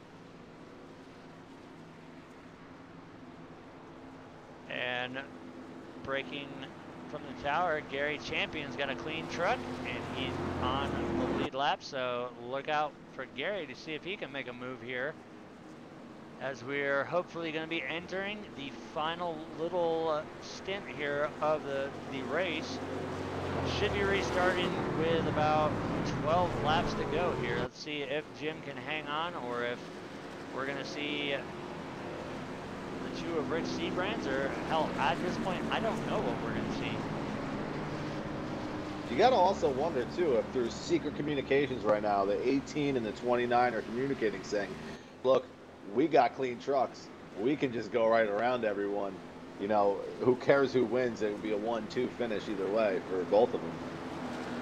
And that's the one downfall that we have here in the booth. We don't have the luxury of being able to tap into the race comms, because unfortunately when I was talking to Darrell Waltrip and kind of ruined that for everybody. They got tired of having to hear, hey, this is old DW in the booth.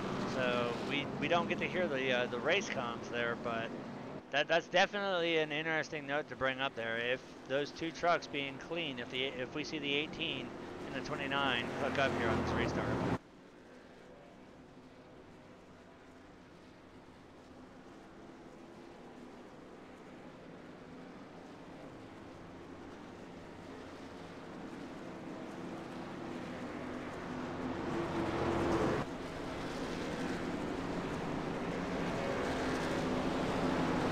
As the lights on the Mustang pace car go out, we are going to double the field up.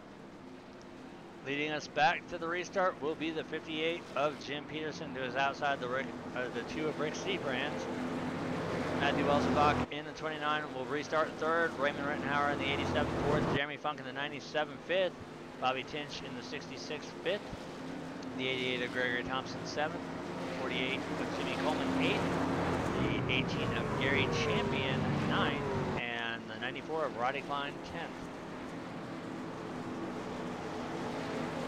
This time we are not going to go to a crank it up restart. We are going to stay on the Fox cam for continuous coverage of the action here as it unfolds.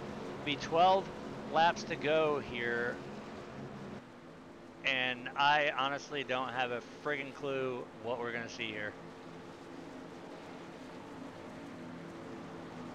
All I know is it's probably going to be amazing.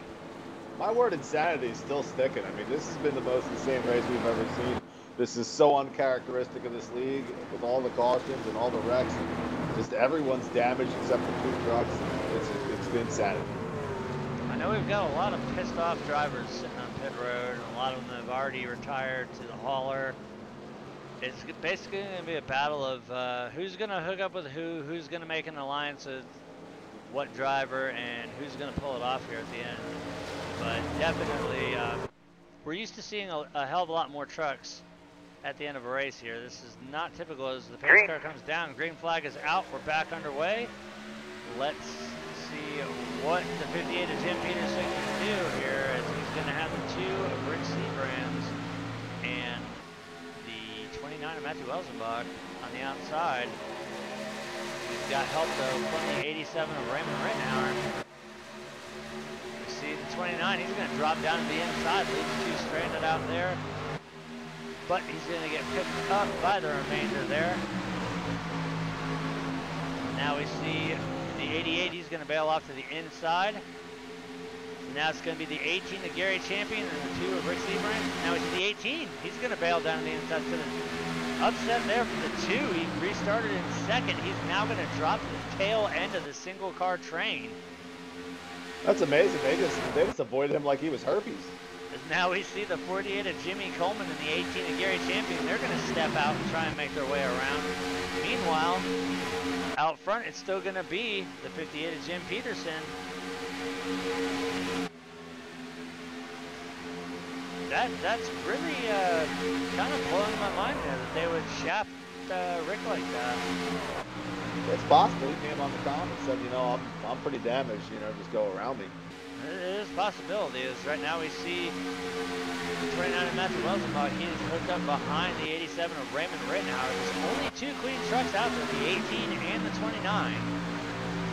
And right now we see the 18 helping the 48 of Jimmy Coleman, 29 of Welsenbach behind the 87 of Rittenhauer, who is helping push the 58 of Jim Peterson. And right now we see the outside. It looks like that 18 is definitely, we can see that that's working a lot better with Gary having a clean truck. As long as he doesn't make an accidental hook with the 48, which might actually work out in the 48's favor.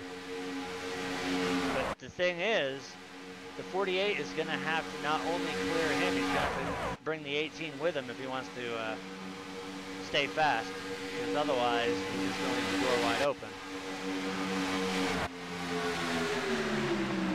Now we can see if the scenario is going to play out, if we can see the 18 and the 29 hook up, as they are the only two clean trucks. Now 9 to go at the line, as Peterson leads his 13th lap of the night. We've now got the 48, the 18, and the 97 We haven't talked much about the 97 of Jeremy Funk tonight, but now we see him up inside of the top 6. Third truck there on the outside. It does appear that it is going to be probably a 6-truck breakaway, as they're about the only ones that can stay up with each other in the draft there now. As we see, looks like the 88 of Gregory Thompson falling off pace a little bit.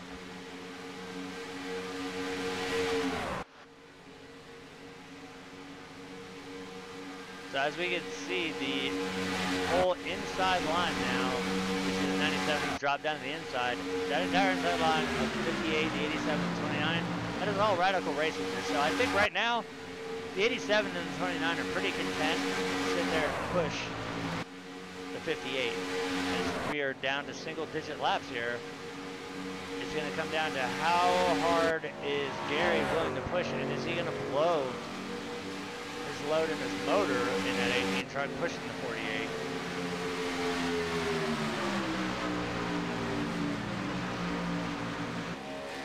You see the 94 of Roddy Klein there. He is going to be lap traffic, as right now as they come to the line, it's going to be a battle. Who's going to get it?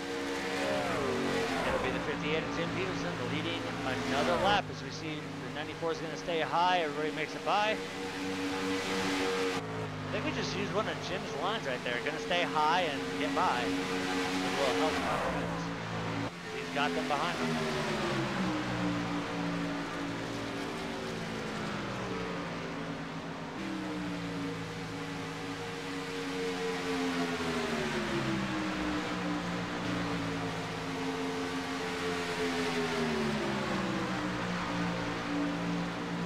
Right now, Radical Racing is hooked up and dialed in on the inside line. We see the next truck they're going to come up on is going to be the 80 of PJ O'Leary. He is down on the apron, and there'll be 6 to go, as right now it's still the 58 of Jim Peterson out front.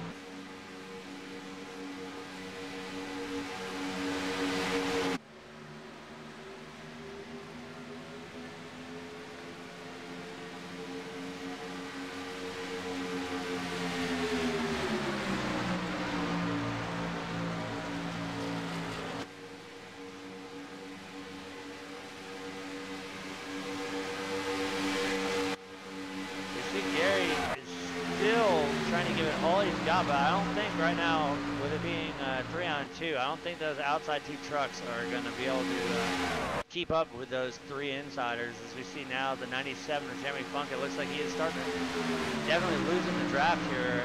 And now with 5 laps to go here, I honestly think we're going to see Radical Racing possibly do a 1-2-3 sweep. If not, they'll at least get 2 of the drivers in there. We see now the 18 of Gary Champion. He's bailed off of the 48 of Jimmy Coleman. He's going to go down the inside line behind the 29 of Matthew Welsenbach. Could we see the run getting set up here now between the 29 and the 18? Both of those drivers do have clean race trucks. I'm relatively confident, Matthew. Oh, no. So you see now the 29 of Matthew Welsenbach. He's going to jump to the outside with the 18 of Gary Champion. So now we're going to have 2 clean trucks here as it's 4 laps to go. I think you hit the nail on the head while we were under pacing on that last caution. Now we're going to see 2 trucks that do not have damage. We're going to see if they can do it. Now it's going to be 4-on-2, as that's allowed the 97 of Jeremy Funk to get back to the tailgate of the 48 of Jimmy Coleman. So we're going to have Radical Racing on both lines here. It's going to be interesting to see though now. I think they might be setting themselves up. I think the 29 might have jumped out there. That way it could stay a 1-2-3 for Radical here. Because right now, with the outside, Welsenbach has the opportunity to control that outside line. And as long as he stays off of Jim, if Jim gets the win, Raymond Rinhauer stays where he's at, Welsenbach can either get 2nd or 3rd. So, hell, we're going to figure out in about 2.5 laps here as they're on the backstretch here, 3 to go. Now we see the 97 of Jeremy Funk. He's going to hook up to the outside line. Doesn't have the speed to maintain it. He's going to drop back down to the bottom. Well, he's going to keep merging around. I was him right now, I'd stay glued down to that 48 because the damage that he's got, he's not going to be able to hang with those two clean trucks. 2 laps to go. We got 5 miles to decide who is going to win this race here.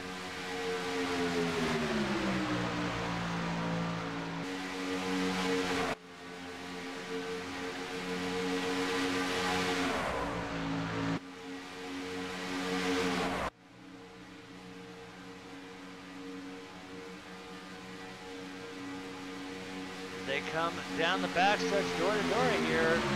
Inside still has the run, 4 on 2. They will be receiving the white flag this time by. All Jim has to do is hang on, and he will clinch the victory here at Daytona. The white flag is out, 2.5 miles to go here. Can the 58 of Jim Peterson hang on to the lead here, or can Welzenbach and Champion make a run here out of 3 and 4?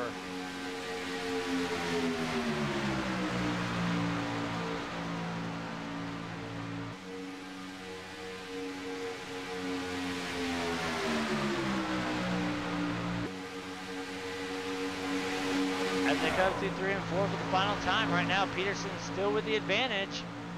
But right now, the way it's shaping up to be, it's going to be a radical 1-2-3 here. As they come to the line, it will be the 58 of Jim Peterson with the win.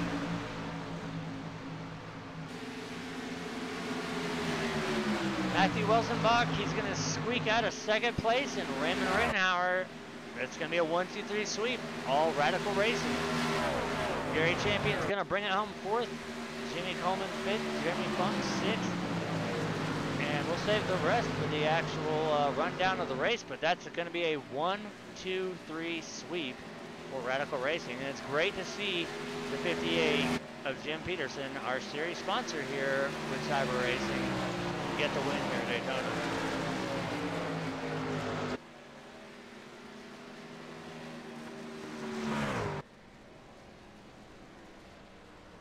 As we get these drivers into the cool down period, we're going to bring them into the interview room, and as soon as we see the festivities underway here, we're going to get the interviews underway. As right now, Jim's wasting no time to burn it down at the line, as he's probably burning one down in the ashtray.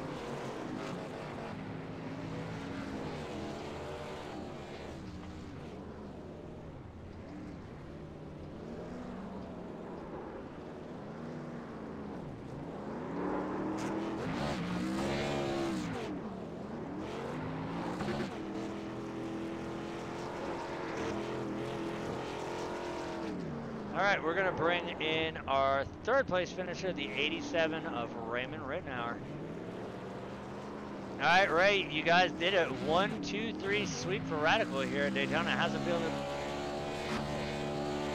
Well, that's pretty good. Got a little bit of an incident there earlier, but got up there with Jim, and I'm glad he got his first win at Cyber.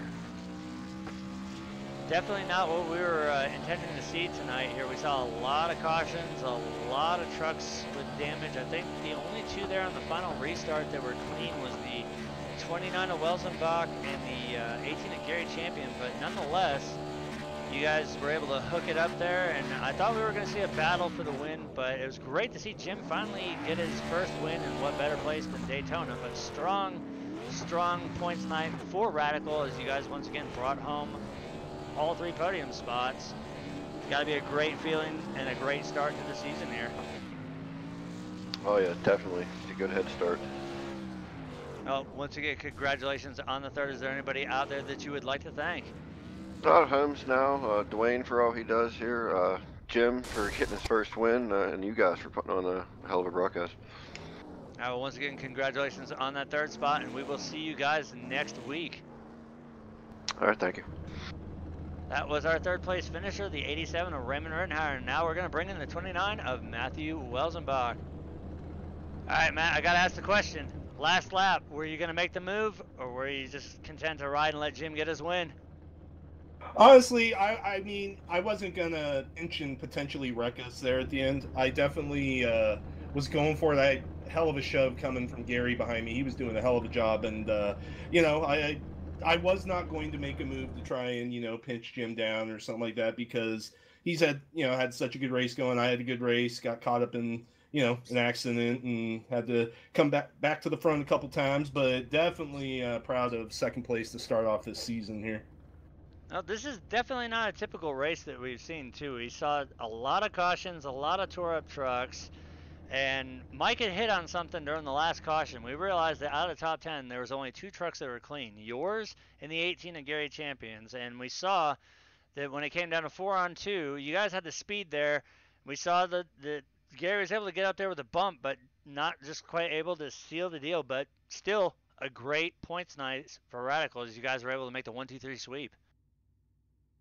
Yeah, well, actually, it was just 1-2. Ray is part time. He was just running with us because we didn't want him to be all out his lonesome. But we've worked with him so many times before. I know Greg got caught up in the wreck there at the end. He still finished 8th, which is fantastic. Definitely good for Radical. Unfortunately, Chris Akers just got a little hurt and had to pull it in for the night. But yeah, on that high side there, those last couple laps, the 4 of them on the bottom, the 58, the 87, I think it was the 48 and the 97. Just even with mine and Gary's truck up there, I don't think the 2 of us could have really done much. But again, still very happy to bring home this Hope for Pause 29 to second place. New paint scheme this week, so nice to get some screen time with it and a little debut of it. But yeah, and great job to Jim. He's I've been running with him for a while now, and Radical, and this is his first CRA win, so definitely props to him. He put on a hell of a race there at the end, and yeah.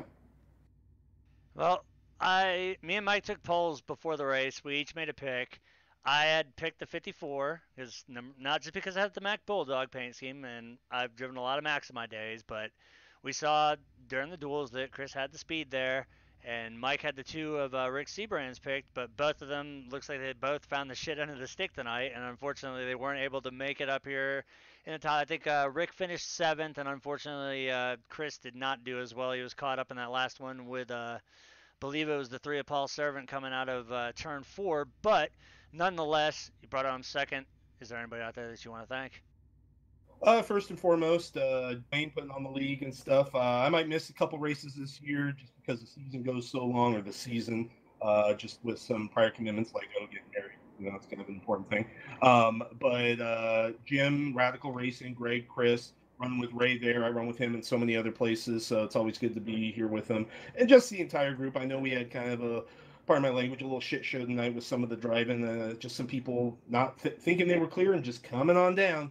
And when they weren't, or just pushing in the corners. Hopefully, I know we're doing a charity race next week for California, but then after that, hopefully people have kind of calmed down a little bit, and we'll be back to, I think, a little bit shorter of a race, so it'll be good. But also, Hope for Paws, pet rescue organization out in Los Angeles. Remember to adopt, do not shop. So I'm good, and you guys can't wait to go back and watch it tomorrow. All right, was it good? Congratulations on the second place, and we'll see you guys in 2 weeks when we resume the regular season. Yes, sir. All right, without any further ado, and before he lights another joint, let's bring our race winner in. All right, Jim, you did it. You brought home your first win with Cyber. It's got to feel amazing. Yeah, it's kind of weird because the last lap my foot was shaking so hard on the gas pedal. I knew I was going to screw it up, but yeah, it's pretty awesome. I know that feeling all too well. I've raced so many plate races, and after a while, having that foot laid to the brick so long, it starts getting a little bit numb. You start getting the shakes where your knee starts locking up. And we wondered what we were going to see, but definitely a beautiful night for Radical points-wise. You bring home the win. You also get second, and this has got to feel extra sweet being your first win with the league. Oh yeah, I gotta thank Raymond. It wouldn't been for him. He pushed me the whole way. He told me in TeamSpeak that he was going to stay on my bumper, so I wasn't worried about him. I was worried about that outside line a couple times, but it's really amazing. I didn't think it'd be this big of a thing to win an online race, but it is. It's always a great thing to win a race, and especially when you're the series sponsor. Now, with that being said, and you know that we plug the crap out of Homes Now, go ahead and let everybody out there on the internet know just exactly what you're all about. Yeah, homes now, not later. We build tiny homes for the homeless. We also do homeless summits once a month where we give away cold weather gear and stuff like that and feed the homeless. And then all through the week, whenever homeless people get a hold of us, we give them gear and stuff. But yeah, we're just trying to house homeless people. That's basically it. Well, we appreciate you coming on board for a second season as a sponsor here with Cyber. And with the win in the bag, is there anybody out there that you would like to thank? Well, I'd like to thank Raymond, Dwayne, Art, and my teammates, Matthew and Chris and Greg, because if you know, last year I held back a lot. I stayed in the back a lot, and this year I came out with a new plan to run up front as much as I could, and then kind of amazing, I missed the start of the race because I was looking for my pipe. Well, from all the way from the pits to victory lane, that's definitely a hard charger. As next week we go into the charity race at Auto Club. Now, that's something that I've been going on about for at least 3 to 4 weeks now. If you want to go ahead and plug that as well, feel free to do so. I know that's going to be next Saturday and it's open to everybody, but go ahead and give everybody the full details on that one as well. Yeah, we're doing a charity race for Homes Now Not Later next week. Saturday starts 8 o'clock Eastern. Track will open. It's $10 entry fee. 75% of the money goes to Homes Now, and 25% for payouts. And first place is $25. I don't know them all. I don't have them off the top of my head. But if you go on Cyber Racing's Facebook page, you can see all the details. It's open to everybody. Come out. We're capping the field at 30. Right now we have 5 people signed up. So hopefully we can get a full field and have some fun racing.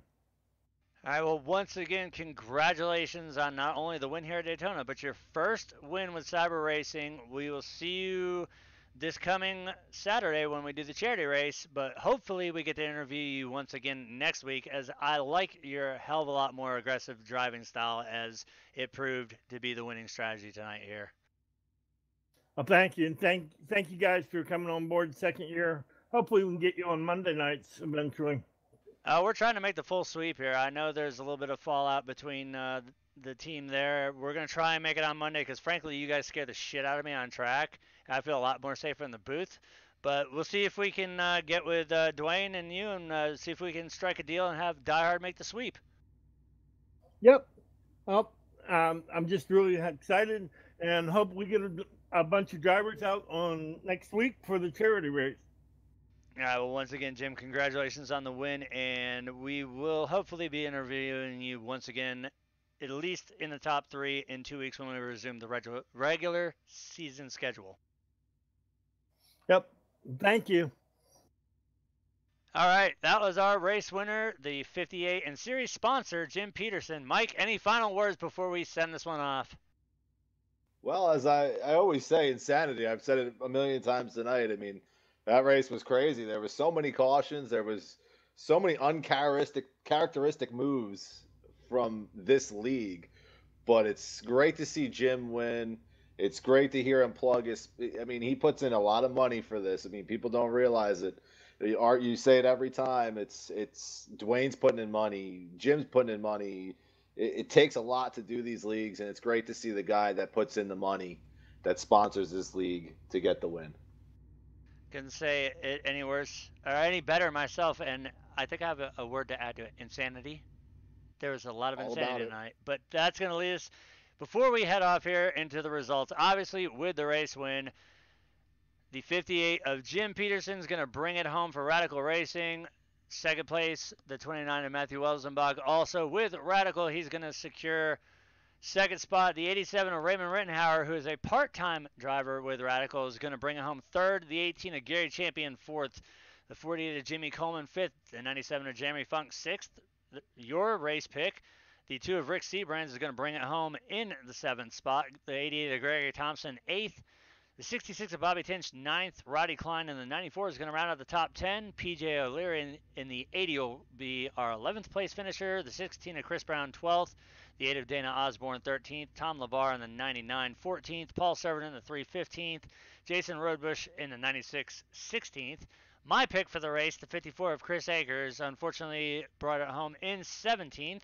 The 1 of Artie Peterson Jr., 18th. The 00 of Dwayne Cooper, 19th. The 11 of Jason Kidser is going to round out the top 20. 21st goes to the 81 of Mark Jorgensen Jr., David Anderson in the 44, 22nd, and rounding out the field will be the 26 of Daniel Holloway. Now, once again, next week we will be covering the charity race at Auto Club. As you just heard Jim with all the details, once again, I will bring up the graphic real quick on screen here, and we will go through it real quick.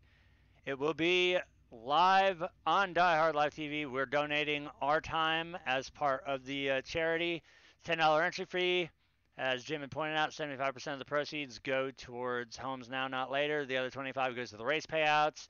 It's going to be the open trucks at Auto Club Speedway, night 60-lap race, 1 quick repair, 65-degree track and air temps, open to all league members. So get out there, sign up for it, throw the money in. It's going to a great cause.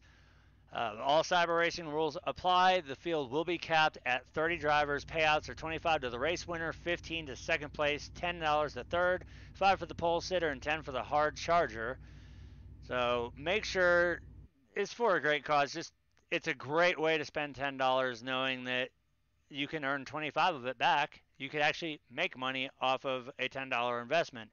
But with that being said, for everybody here at Cyber Racing, Homes Now Not Later, and Die Hard Live TV, thank you guys for tuning in.